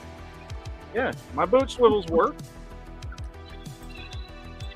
The only thing that makes them harder to move is they keyed the boot to the leg. Yeah, so his leg kind of sinks down into the boot a little bit. Yeah. But no, it's there. They still turn. Yeah, it's there. They're not. Hasbro's not going to retool something to take that away. That costs money. I will say this is a very good looking figure. I can tell you right now, though, I am going to customize this. The plasticky red is definitely going to get a repaint. I think if you just put like a wash on it, it'll darken it up. Yeah, I'm going to do some shading on him, and I'm going to repaint the red on him. And he's going to look 1,000 times better. But this is a good-looking figure. Even though it is not as big as I would want John Walker to be, it is a very good-looking figure. It is nice. I like it a lot. And I don't know. I've always liked John Walker as a character, and anything that kind of differentiates him from Captain America, I dig. Like, even remember in the early 2000s when they put him in more of like a tactical kind of military style U.S. agent outfit. They had him lose an arm and a leg several years back. Then he, in a pocket dimension, he got like a brain damage Venom symbiote, which emerged for fit. Of course, I think they forgot all about that too, though, because they forgot about Ragnarok Thor actually got the android Thor. They rebuilt him, and he got the Thor, the hammer Mjolnir from that universe. You had to be unworthy to yield it. And he took on the appearance of that Pocket Universe Thor. The Pocket Universe AIM made. And it was a cool look. He's like had like red and black armor, a bald head, goatee, and more of a the Mjolnir looked more like a Ultimate Mjolnir. Meow meow. Meow meow. Meow meow meow. Meow mix. Yes. Game Machine James. Yes, I'm using a Caliban for making multiple Prime customs. He's just obsessed with Prime. Yes. This is the prime example. That's his form of autism. Yeah. Which got me like where I started making one for the guy we know we're doing a work trade. The first appearance one. And then it's like, well, I need to finish up ones I've had in my work in progress bin forever. Now it's got me like, They make more versions of variations of Prime. Because and like the breakthrough crossover event, he had to go in outer space, and he was able to do like a chrome shield body with silver and red chrome. Okay, this. I'm having mixed feelings on this. This Shockwave. It is very well done. Very well done. However, I almost feel like I don't know if there is details here. There is detail. I'm not gonna. I mean, I almost feel like some of this detail, like on his legs and stuff, should have been painted. Well, they actually took a lot of the detailing away on that cartoon version. Yeah, well, because they had what was it, the Siege, and they had to reuse that one for a while. Yeah, and they both Shelby and I got that 3-pack. It's got the Megatron, Earthrise Megatron, and Soundwave, and Shockwave, and Knit. I don't know. Maybe it's just me. He's really nice. I just feel like there's detail here that should be accentuated. You know what I mean? Like, especially on the gray portions, like on his legs and his feet and stuff.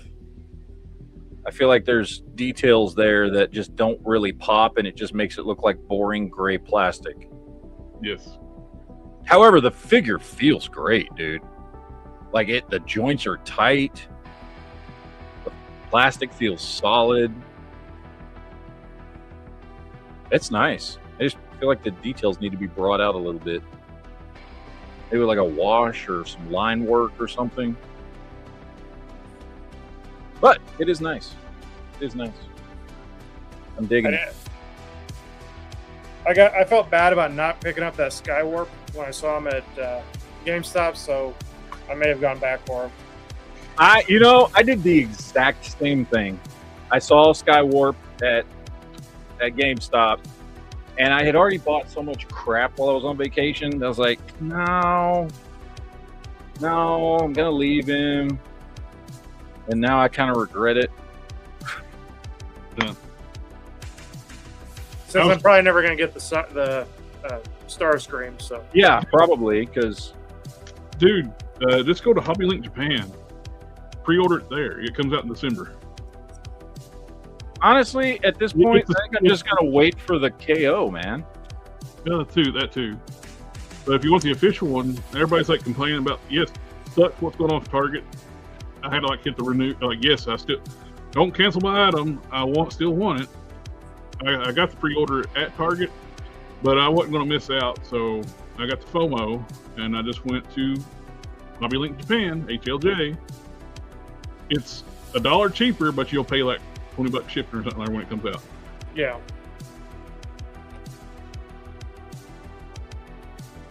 Tagard, if you like big robots, look at Robot Arts, I think it is the Gundam action figure line.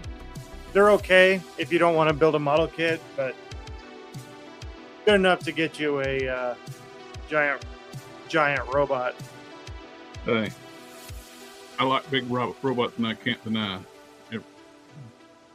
You motherfuckers can't deny that when a robot walks in with an itty bitty waist and a round thing in your face, you'll get oh, sorry. This is a beautiful little power glide, man. This is great. You know, the other one I want is I forget what line it's from. When they redid Power Glide, and he's like a big freaking Voyager. It's either Generations or Universe. I got that one. I like that one. Yeah, that's the other one I wanted to get. This one I like. This is very G1 accurate. I like him being a big brute like that because he's a freaking 18 warthog. Yeah. Yeah. Oh, he's even got waist swivel too. Nice. I didn't think he'd have waist swivel. Nice. It would be very difficult for me to actually bring him over and show him, but I do have an entire army of Blocky's Defenders, the like 2-inch tall ones. Mm-hmm. I have about 80 of them back there. and combiners.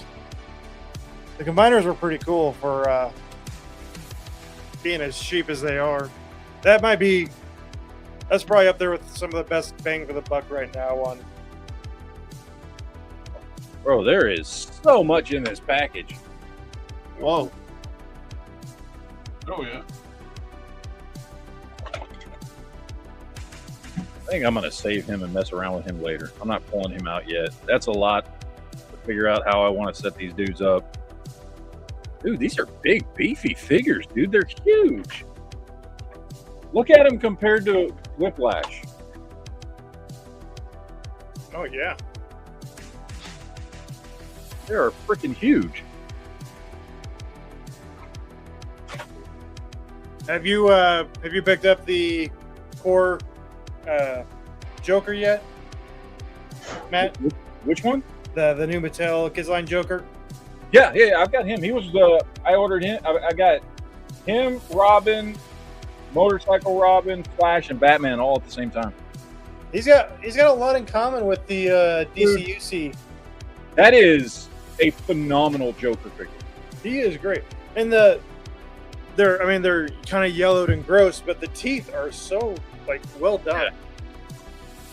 Dude, they knocked it out of the park with those head sculpts on those things, dude. Oh, you could do a little dark wash on his hair, and it would be perfect. Do a little touch up on buttons and stuff. You want to see perfection is Power Glide. Ooh, is that the MPG or whatever? This is DX9's third-party version of Power Glide. And it's even got the little panel opens up for sure, the little heart. Aw, happy Valentine's Day. But yeah, I got the Fans Toys version, and this, which was more expensive. Usually, Fans Toys knock stuff out of the park. DX9 kicked him in the dick. This is so much better. That's probably my only regret Fans Toys ever purchased was that one.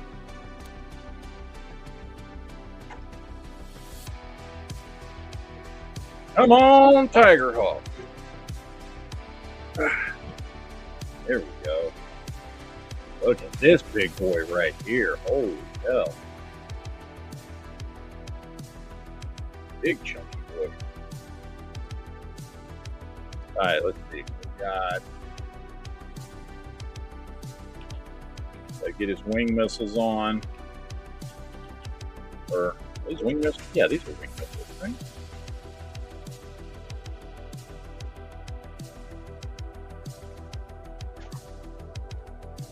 There we go. Come there. Come on. Come on. And let's see.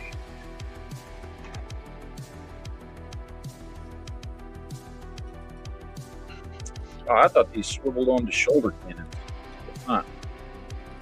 Wait, yeah, they do. Don't they? Yeah, that'll go there.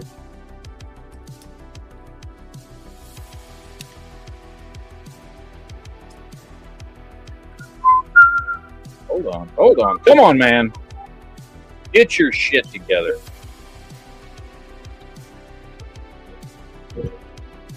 There we go.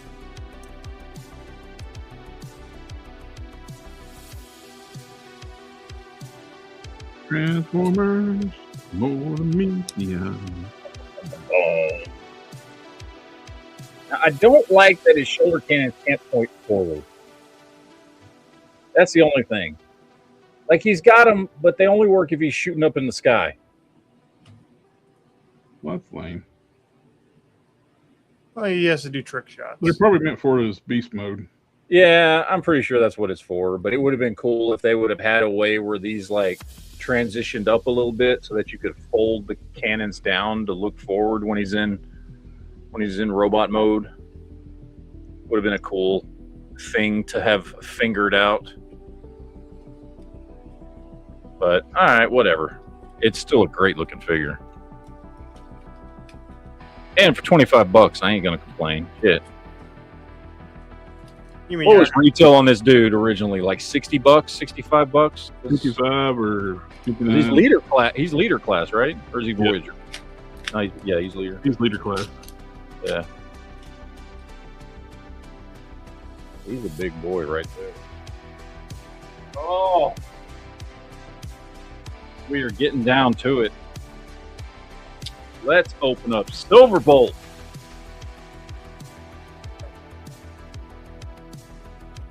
A lot of people hated on this figure because of the whole,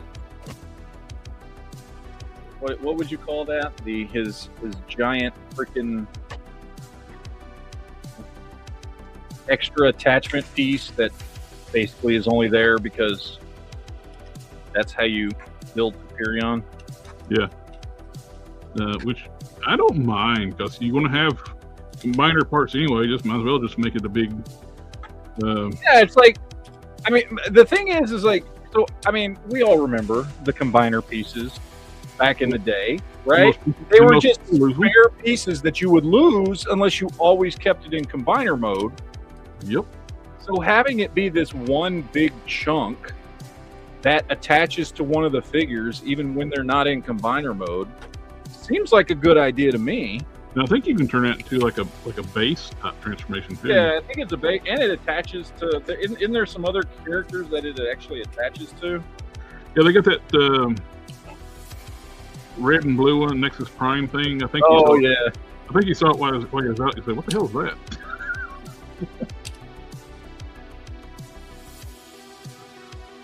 Okay, so yeah, so it's like it's a base mode, sort of, for Silverbolt, and it's all the pieces you need to put together Superion. So.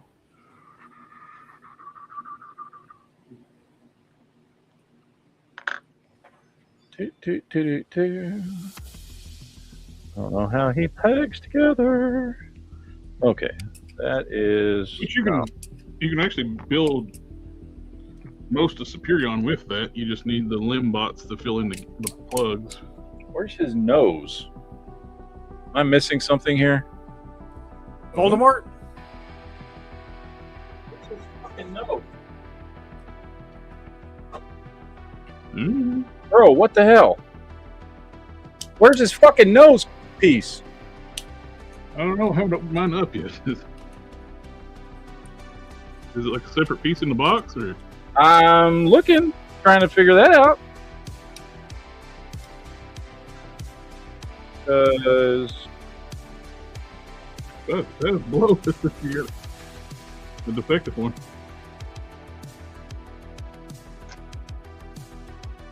there's nothing else in the box that I see.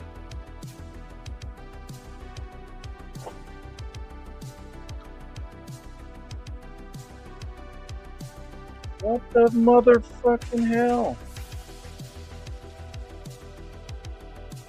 There's no way. There's got to be something I'm missing here. There's got to be something I'm missing here.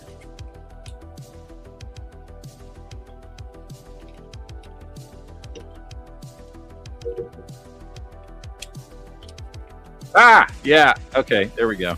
You got to open it up. It's folded into. Okay. I was like, man. Okay, there we go. There we go. Now he's got his nose cone. Nice. Nice. I was going to be a bit upset.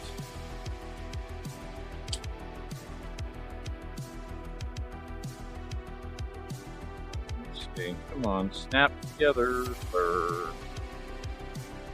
want to see how this thing looks. I was watching, you know, the angry electrician guy that does also like little historical video things. Yeah. Part of the uncensored podcast thing. Yep. I thought about you, Matt. On his last video, he was talking about that air conditioning is the most important invention of the 20th century. Yep. And he was talking about some of the things where the wives were discussing, like how much better disposition their husbands are in with everything. Yep. Because I know y'all all remember when I didn't have air conditioning for like a week and a half a few years ago when I was still living in South Texas. Yeah, you're like me driving through traffic.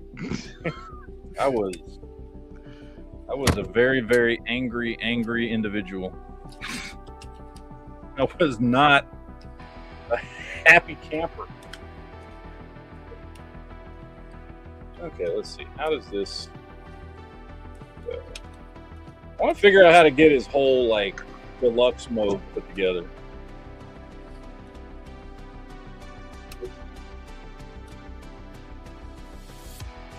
I know there's a way to do it. I just don't know how.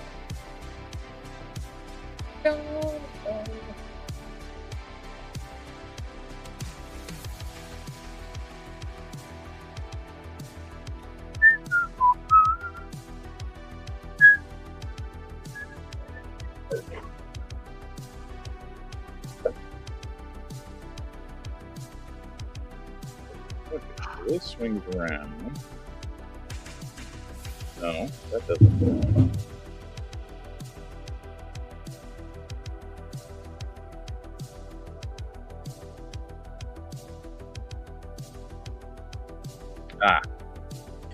Here we go. That pegs in there.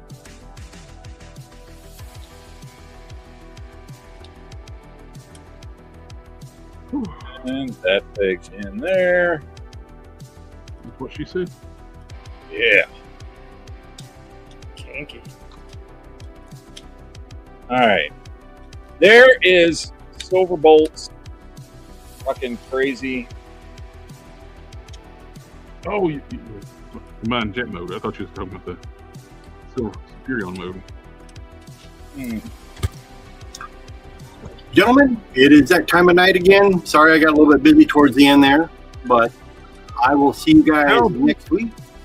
How dare you wait until I'm sorry, but until next time. See ya. Speak with.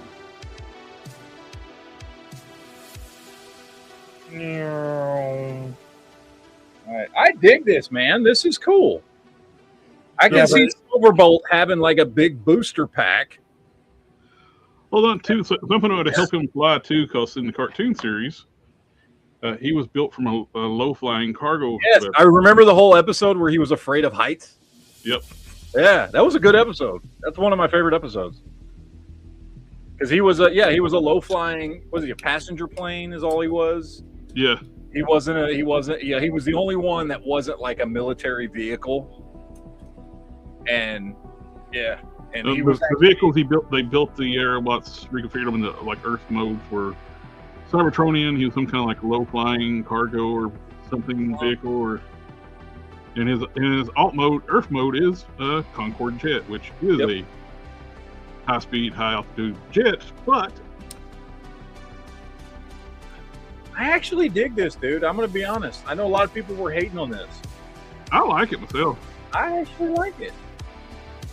Like, I get it, it's big and chunky and stuff, but, like, it looks good. I'm big and chunky. And you look good, sir. I like them big. I like them chunky. Yeah, I dig this. I kind of want to leave it in fucking plane mode until I get the rest of them to put Superion together. I was not planning, and because I had talked to you about this before, this was not the version of Superion I was planning on getting. Yeah, but when you get, I was going to get the the Combiner Wars one. Yeah. But now I've got him, so I've got to finish this one. Plus, you got that one for $50. I know, dude. You can't beat that. Yeah. You cannot beat that price, dude. That's what he should have retailed anyway. Yeah.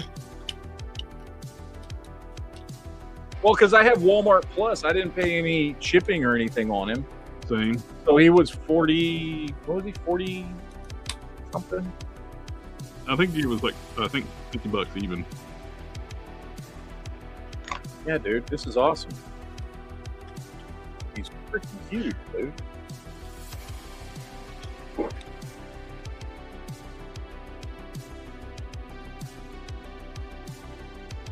All right. Now it's time to open up Armada Optimus Prime. Boing. Till all are gone.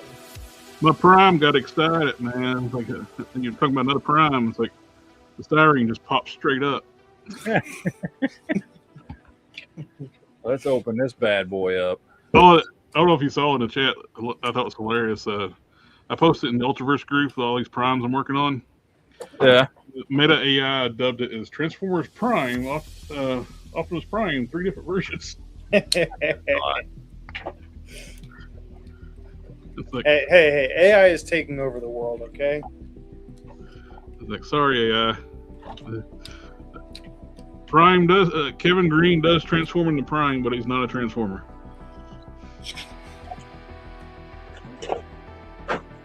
All right.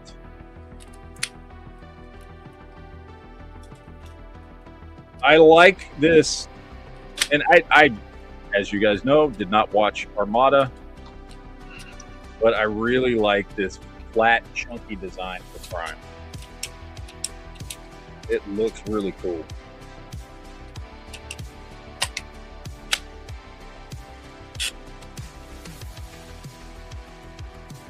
But I'm not going to have him in truck mode on my shelf. So we got to get this. Yamhammer's like, even AI knows, no one knows Prime in the comics. I am hurt and offended. He's right. He's out of line, but he's right. Yeah. Seeing how a lot of times when you look up Ultraverse Prime, you see my customs and not the actual comic. Yeah, your customs are more popular than the comic.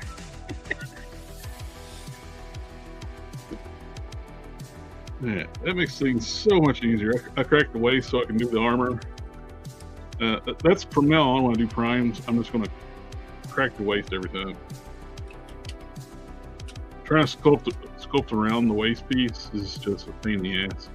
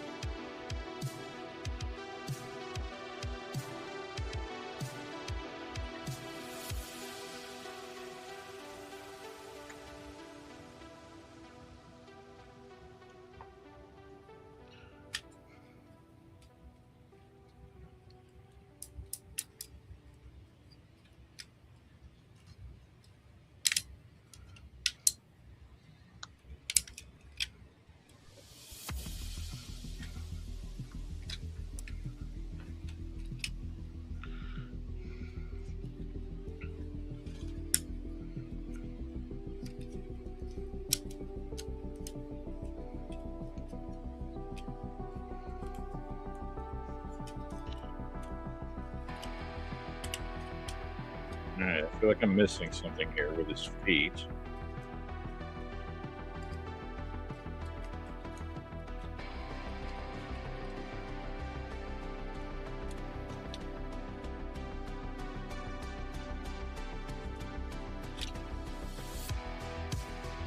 Yeah, that line, he's out of line.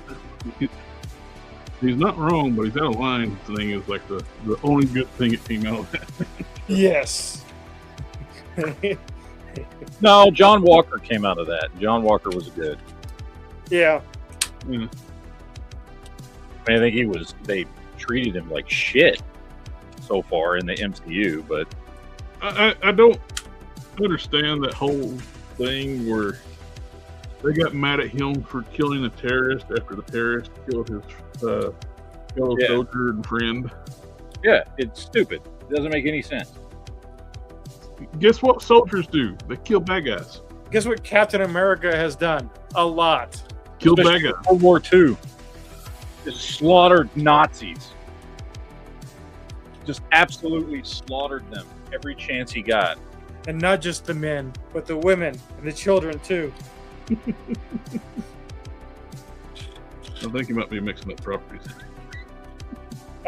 Disney is Disney. It's all the same. True. I give you that. Oh my gosh, it's like I said, cracking that waist piece. I don't know why I didn't do that sooner. That makes this so much easier.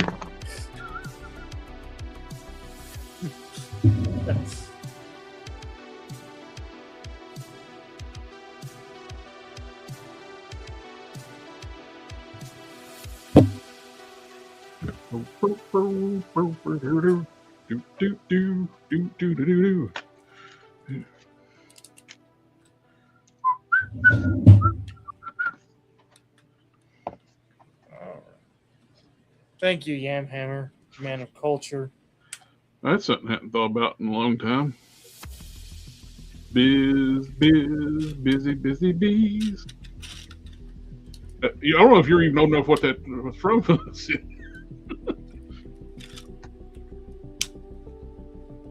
What, busy bee?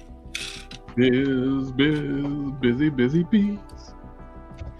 The old cartoon from like the show on Warner Brothers before the movies. No, that's foreign to me. They later were aired on TV, but that's where the origin of the Looney Tunes came from. Like they, instead of like movie trailers, they would actually show like little cartoon shorts. Ah.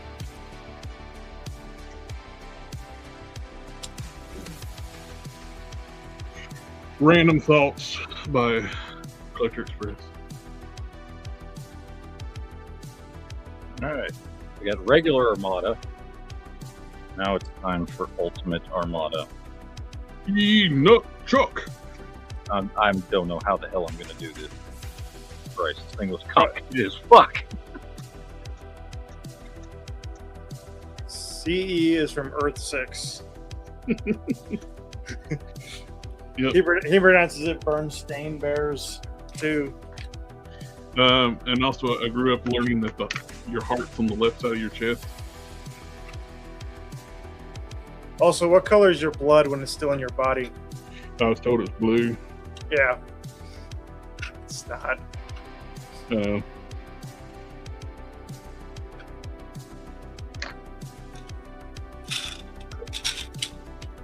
Mine's green. I'm a Vulcan. I have copper in my blood instead of iron. Not today, Copper.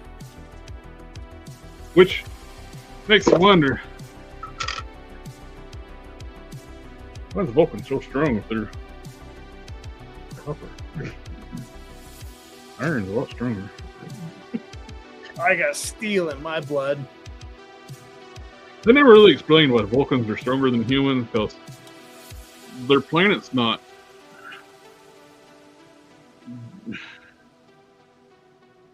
a heavy gravity world or anything.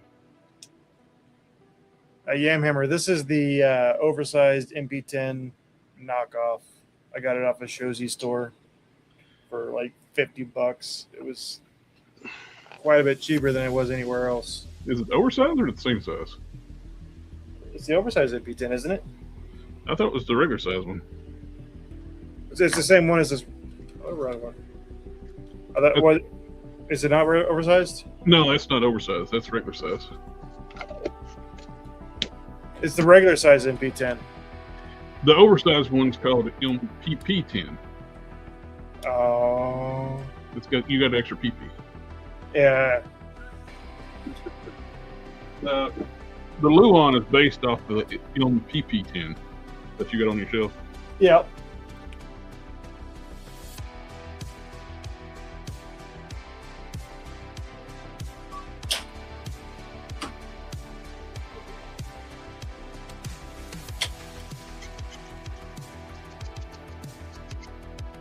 Which Weijing was the company that did the original MPP10, and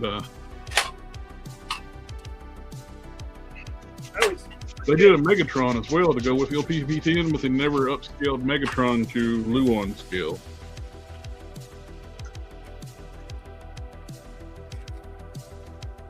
I mean, that's the blaster. Does it still fold up with the? And it fits in his backpack still, so.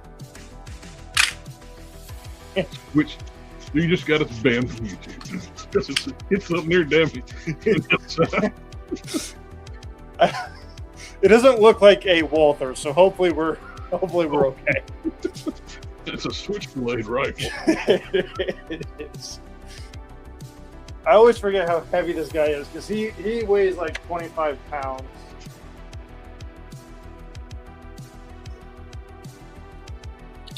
Like a large child. Yes. It's not saying that he's an expression like it's the size of a small child. It's like that's the size of a large child.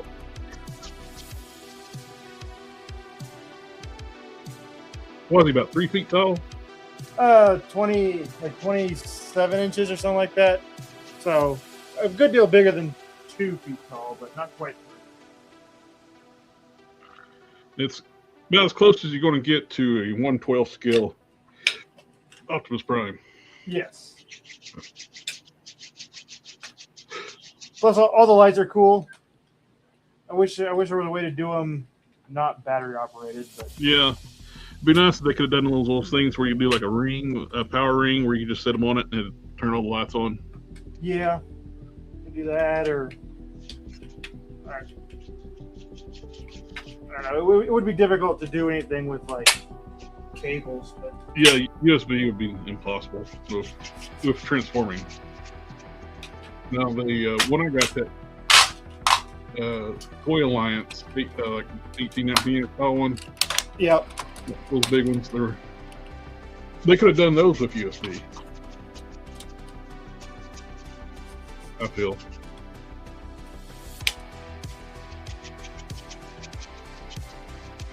Who's a big boy? Who's a big boy? He's a great big boy.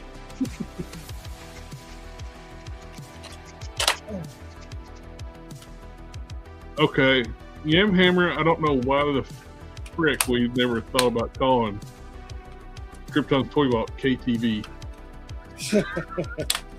It's so much easier. Man, I feel dumb now. It's like, instead of trying to call you Krypton's Toy Vault, I'll just call you that KTV now. I don't know, that sounds a little too much like JB. So it's KTV it is. I ain't never fought any y'all. I don't want to start now.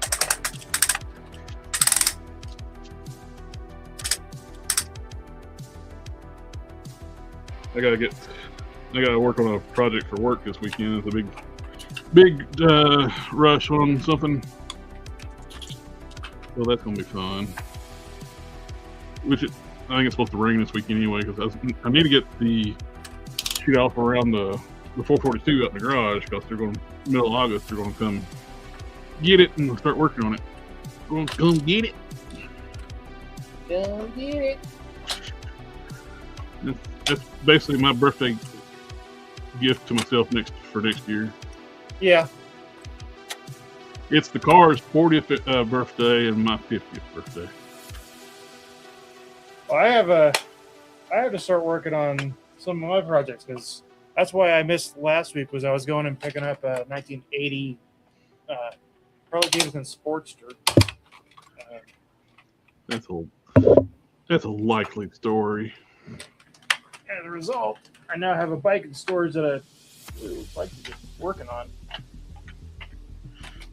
Probably. I guess that probably needs to wait, though. Aren't you getting ready to move? No, maybe unknown on the moving thing. Everything's changing constantly, and getting anything concreted down right now is next to impossible.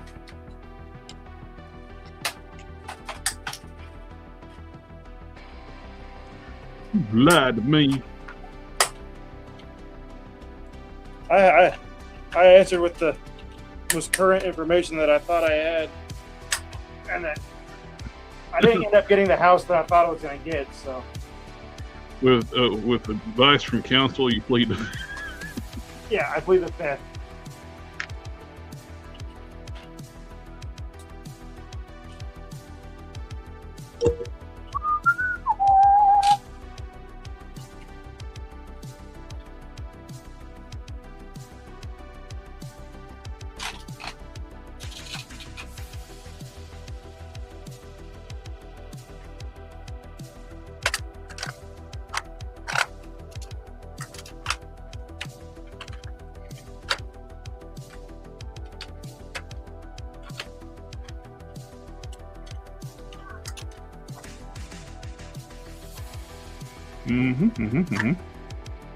Time is it?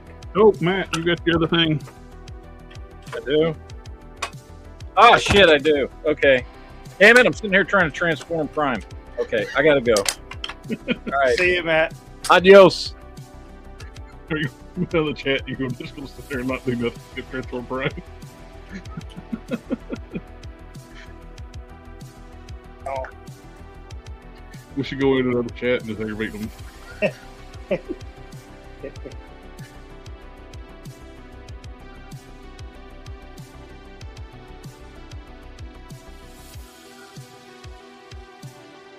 You just have to look at it. It's like it was 2 minutes after 9, and it's like, oh yeah.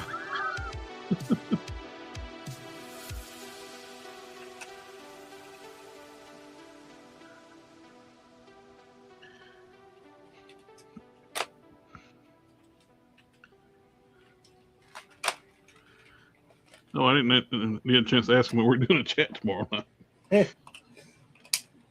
Well, he's not working until Monday, so probably. Hey, I could actually watch Spider-Man tonight. Yes. I say that. I don't have a good track record. If I can find that good copy you was talking about, I'll do that. Yeah, I'm gonna watch it again. I do think it was. I don't know if it's. I've only seen it the one time, so I can't make any like definitive answers. But I think it has potential to be pretty high up there. Yamhammers has a point. Like, even though I didn't know it was 9 o'clock subconsciously, I knew it was 9 o'clock. Else we start talking about cars.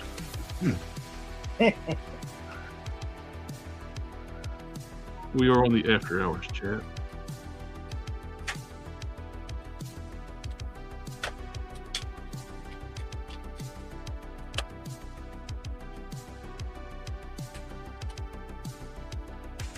Where we found out Meta AI thinks the Ultraverse character Prime is a Transformer. He's a transformer.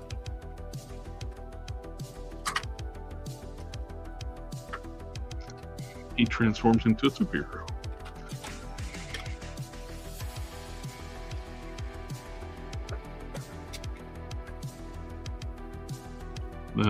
Apparently they don't know the difference between Prime and Optimus Prime. There's a difference? I think I heard that there is a little bit of a difference.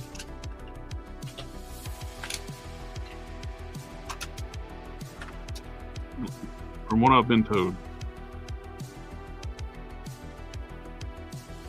I want to turn into a truck now. Don't realize how much more work it is when the figure weighs 25 pounds. Need to hit the gym, transform that toy.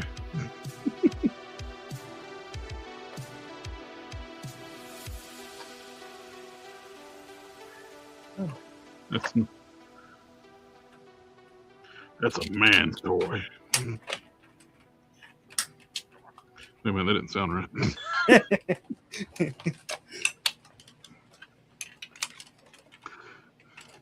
I don't remember.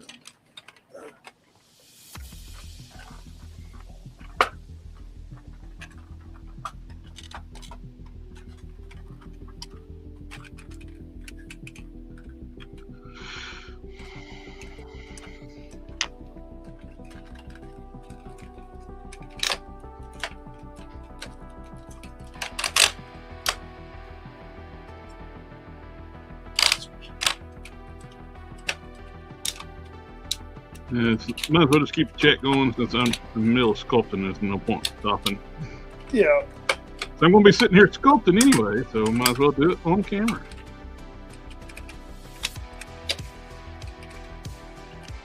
Yeah.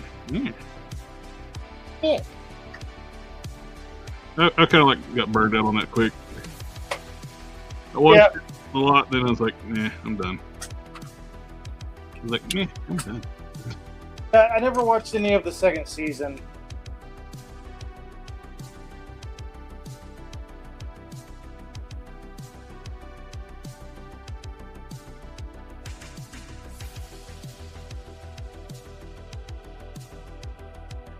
I think the fact that it's actually got like celebrities showing up now, kind of like. It was funny when it was a gag. Yeah. It kind of like became mainstream when they started having celebrities start showing up, and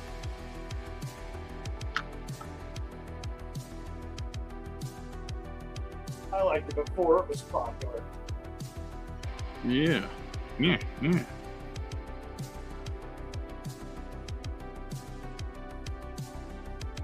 I still think my movie ideal should happen.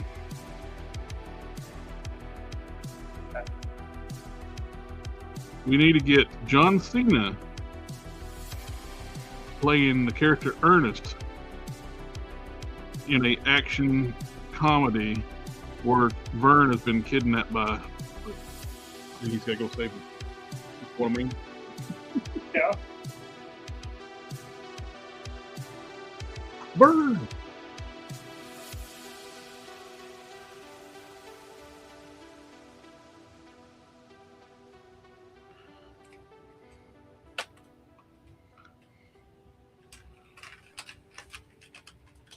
Because he is slowly morphing into probably more accelerated now into Ernest.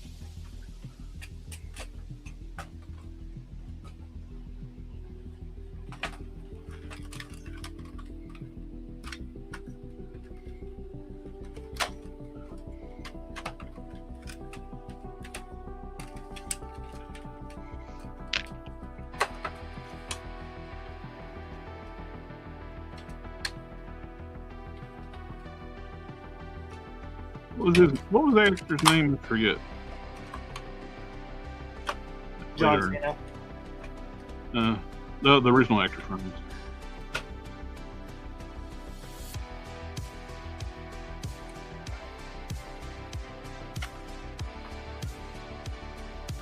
He also played Uncle Jed in the Hollywood version of Beverly Hillbillies.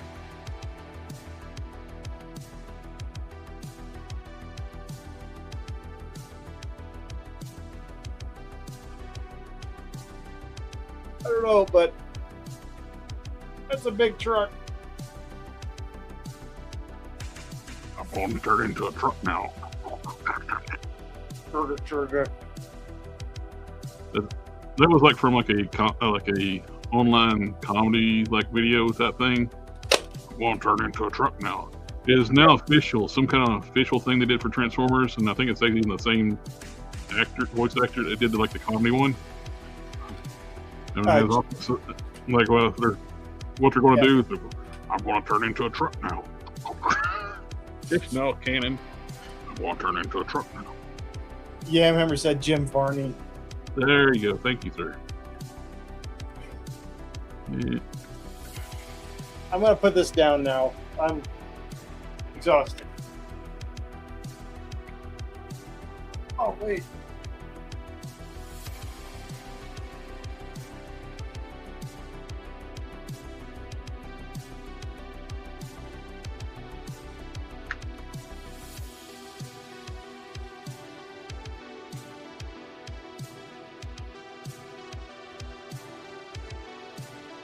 Optimus Prime can ride on Optimus Prime.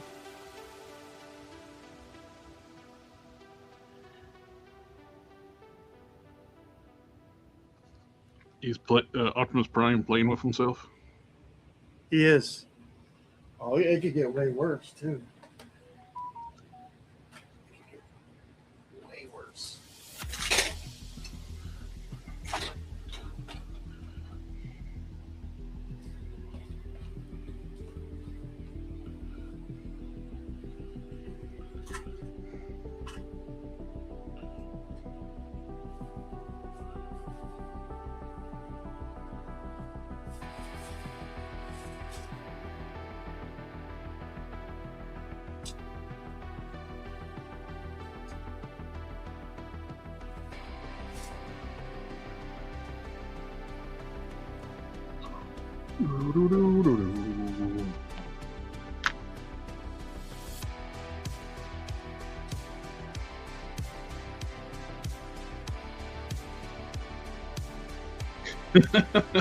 Mr. Harry Potter, hey, nothing below but he's been accomplished nothing. He's been working on the same torso for weeks.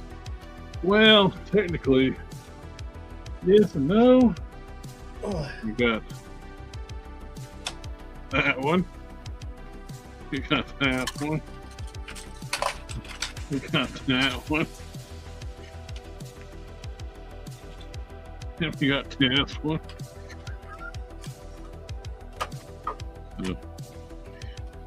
Kinda, yeah, yes and no. All at the same time. Yeah.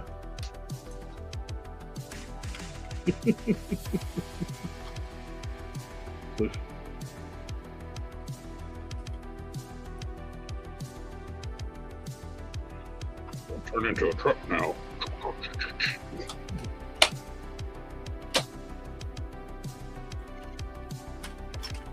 He's tall enough to fight young children.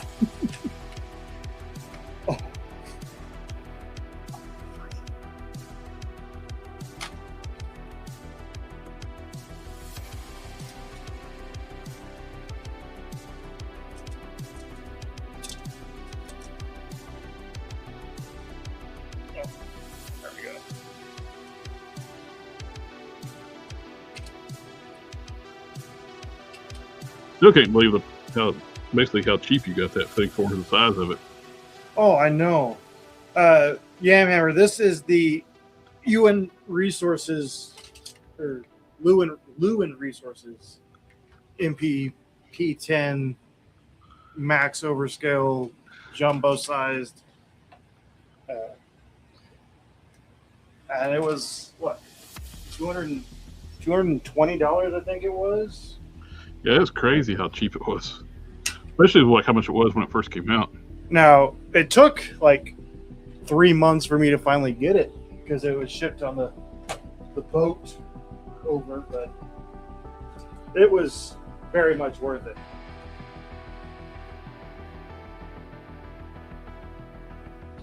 That's the first time I've transformed it since the first time I got it, because it comes like half transformed. I put it in truck form for a little bit,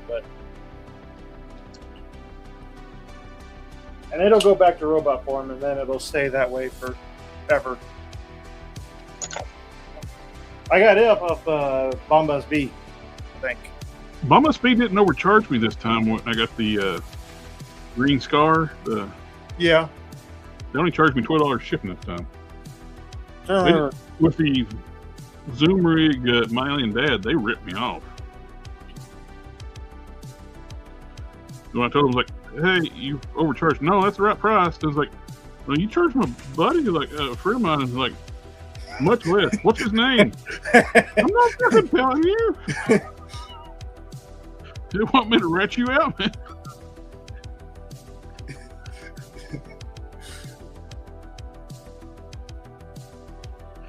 Let's see. Instead of them admitting they overcharged, they just like, no, we'll fix that. We'll make your friend pay the same price. I don't think that would have worked out very well because mine had already shipped. Like, we're going to send you a bill before you get anything else from us. Like, what are they going to do? You already had it, like you said. It's not like they didn't charge me enough. No, they charged the proper amount is what I wanted to get charged. They doubled my shipping price because I bought two and they shipped it in the same box. That's not how that works.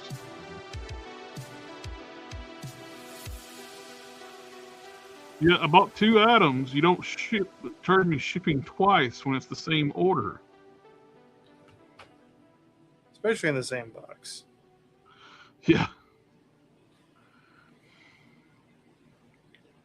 Let's see. How much did I pay for Lewin Resources? $262.84 after shipping. That's not bad at all for that big giant thing. No. The only thing that's kept me from buying, I got a ton of Optimus Primes already. If they made the Megatron to go with it, dude, I don't think I could hold out. No, they're like bookends. You need them both. Lewin. Yeah, remember. I'm looking for it on Bombas Beat, but I don't think they have it anymore. So.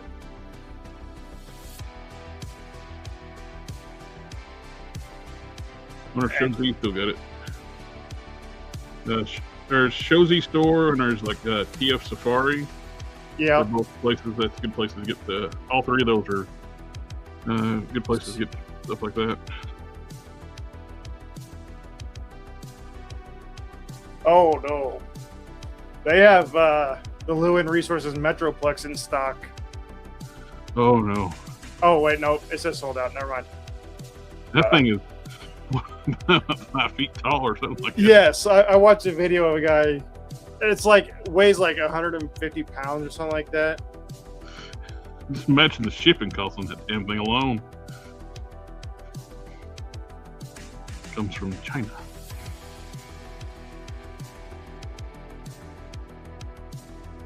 I think when it comes to speaking of that, with Invincible, I think I'm good with getting a few characters, and I think I would just stick with the Zoom rig.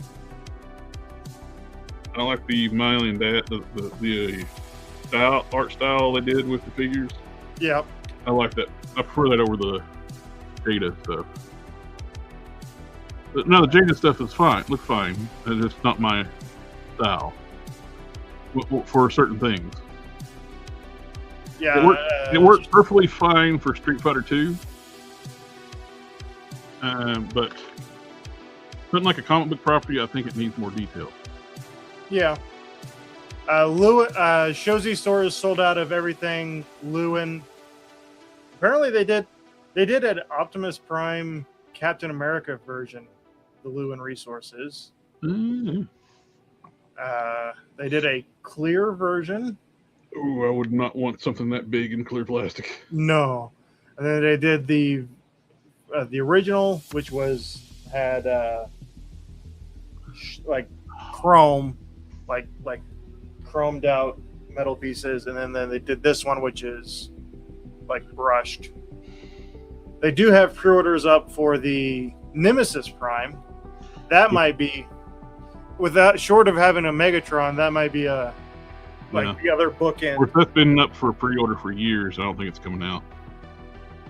Like the trailer. Yeah. Estimated release date unknown.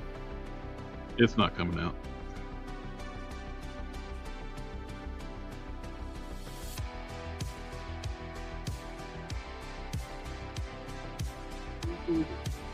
Okay, let's try TF Safari.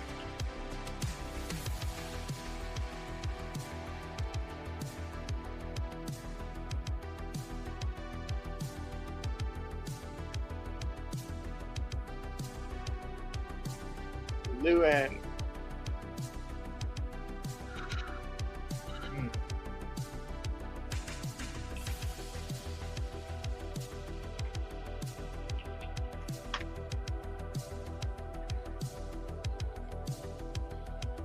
I don't know if they have it listed or something else, because when you put in Lewin on TF Safari, you get absolutely nothing.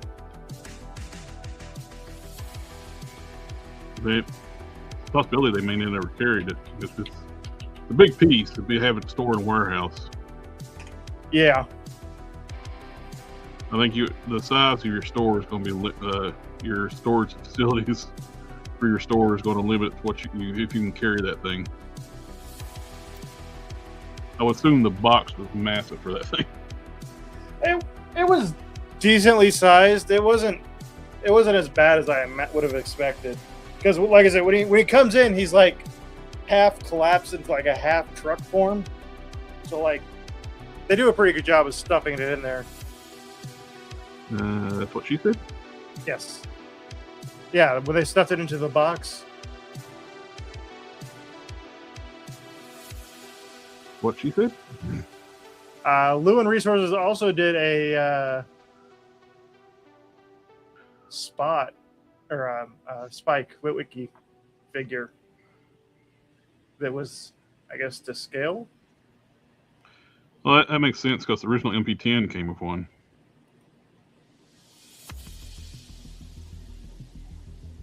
Yeah, I don't think doesn't look like any of the retail stores have them in stock anymore. It might be stuck with eBay for. Oh, did you see that mess with eBay about the harassment lawsuit? Yeah. Yeah, I did. That was a wild ride. Sending dead, like a pig fetus to harass a family. And they were like higher up bigwigs at eBay, like the people that got spammed with or that got caught doing it. Looks like eBay's doing some illegal shit too with they're charging fees on the sales tax. Yeah. You can't charge fees on sales tax. Like the commission fees. Yeah. And the sales tax puts the price up, and they're taking that sales tax price on fees and taking it out of your profit. Yeah. That's illegal. I got really tired of eBay. I sold a lot on there. I've got a pretty good reputation on eBay, but they just take so much of your stuff. Yeah. No, I buy stuff off eBay a lot, which people are having to mark their stuff up now because you used to be able to get stuff cheap on eBay because the fees weren't horrible. Now, plus, it sucks to sell shit on eBay because eBay is a glorified online flea market. Yes. That's what it's always been. Now, they try to treat themselves like they're Amazon now. And we're a vendor. And we're just Amazon is awful too anymore. God. Well, I'm just talking about they try to treat us like a vendor when we're selling their stuff. Like we're going to guarantee stuff like we've had on our shelf for like 10 years. Yeah.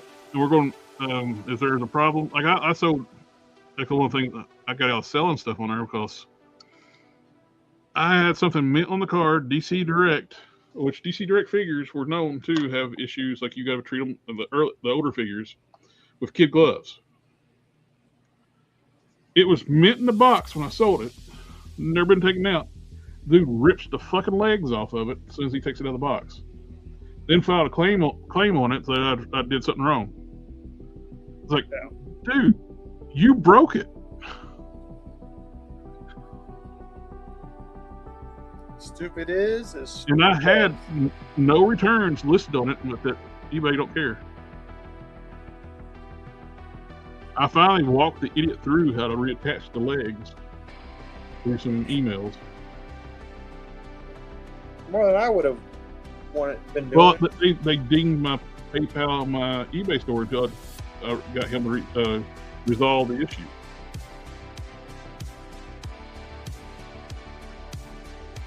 You ever seen Jay and Silent Bob Strike Back? No. Oh, in that movie, Jay and Silent Bob find out that a bunch of trolls on the internet hated their movie that they made. And the end of the movie has them looking up all of these people that left the reviews and going around and literally beating them up for leaving negative reviews. That would have been a pretty fitting conclusion. Can we beat him up for what he did to He-Man? Yes. He'll probably cry about it, though. Yeah, which is hilarious fact that he ever like wrote himself to be like where he'd actually beat up anybody. He's the biggest sissy of them.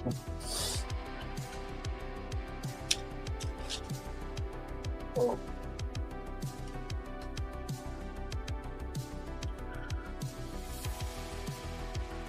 I don't think his friend that plays like Jay is as sissified as Kevin Smith. I don't think so. Jay's been through too much shit. Jason Mewes, Yeah. he was like battling cancer and drugs and all that stuff.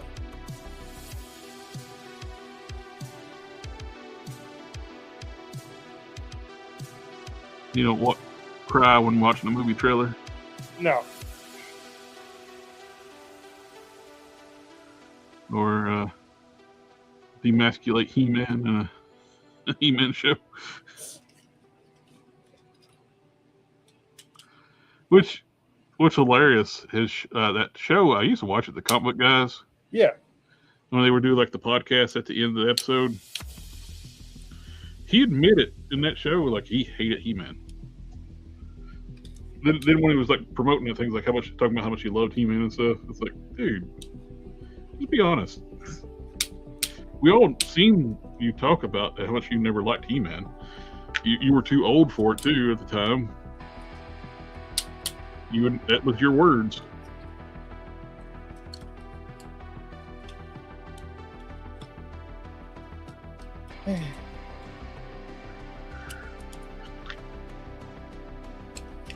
It's like a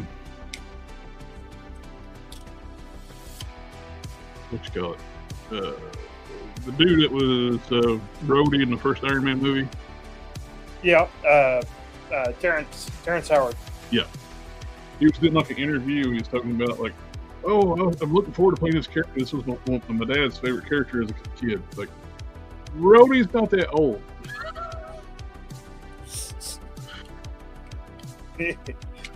Well, to be fair, you have to keep in mind that Terrence Howard is kind of special. You should listen to him talk about 1 × 1 = 2 when he's talking about Terrenceology. What? What is Terrenceology? That's where he goes around proving that 1 × 1 = 2. That's his cult, I guess. It doesn't, but okay. Hey, don't tell Terrence that. Well, I've seen his like clips. These idiots too, like I just got these two women in like a kind of weird podcast. Like, I just got a tattoo. It says like 1 + 1 = 11. What? So we're saying is you got a tattoo of a bad math equation. The other chick at the podcast, like, my mom says the same thing. It's like, then this other chick was like doing like a voiceover. It's like, just remember, when you get in an argument with some people, they might be the R word. I forgot what was on YouTubers.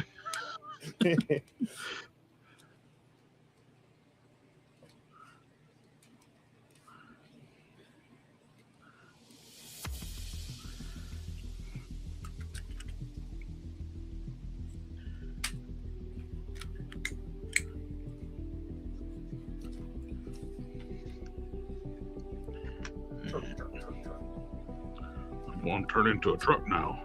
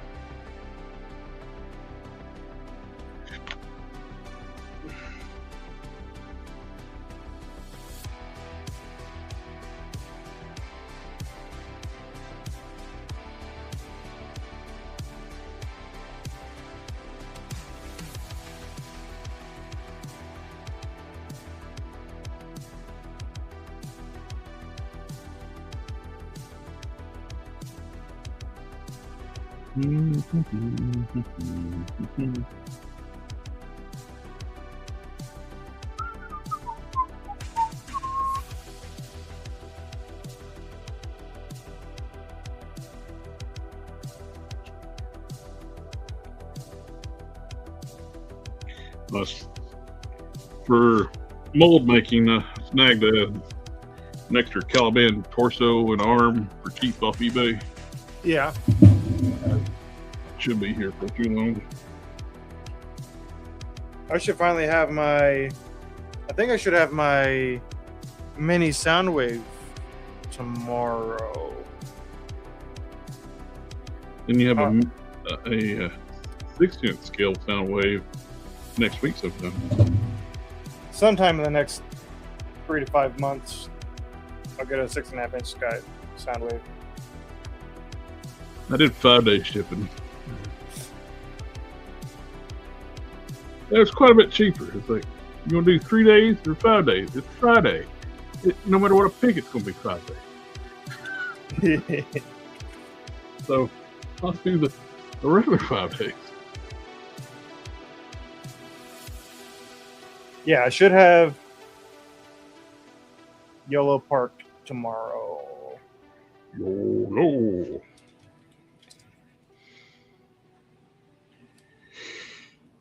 And he's no longer a truck. Truck. I love that color scheme. I do too. It looks good. I like this better than the Nemesis Prime color scheme. I do too. It's something about that purple and black. Like I said too, I'm kind of one of my first Transformers. I think my very first Transformer was Skywarp. And what color is he? Purple and black. Purple and black. I don't know. Maybe lavender and black. Well, I guess he is kind of. Depending on which version of Skywarp is more purple than lavender. Yeah.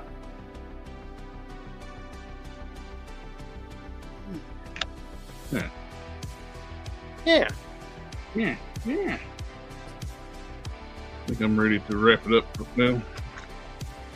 I gotta quit because I was doing one of those things too where you can only sculpt so far and then you start sticking your finger in the sculpt. I did that. You just gotta let it cure sometimes. Yeah.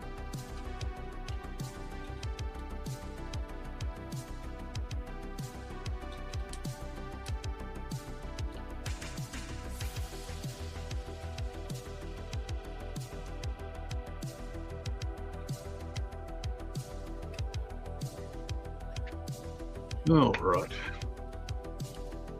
We may have a geek chat tomorrow night, or may not, on the Geek Fusion channel and the KTV channel. Yeah.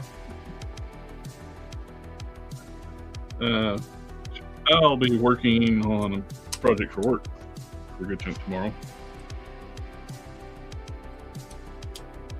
But anyway, everybody in the chat, thanks for coming out and hanging out with us tonight. It's always a pleasure. Mr. Krypton Toy Vaults, or KTV for short. Yeah. If we have a geek chat tomorrow, it'll probably be Spider-Man, which we already covered today, X-Men, and Superman. I guess if I watch it tonight, we can get in more detail on the spoiler stuff too. Yeah. Well, if we do the Spider-Man tomorrow night, we can do first a little bit non-spoiler, then we'll do spoiler. Yep, I think I'm going to watch it again tonight too. So. All right, everyone. We'll see you next time. See ya. Excelsior! Ninja vanish!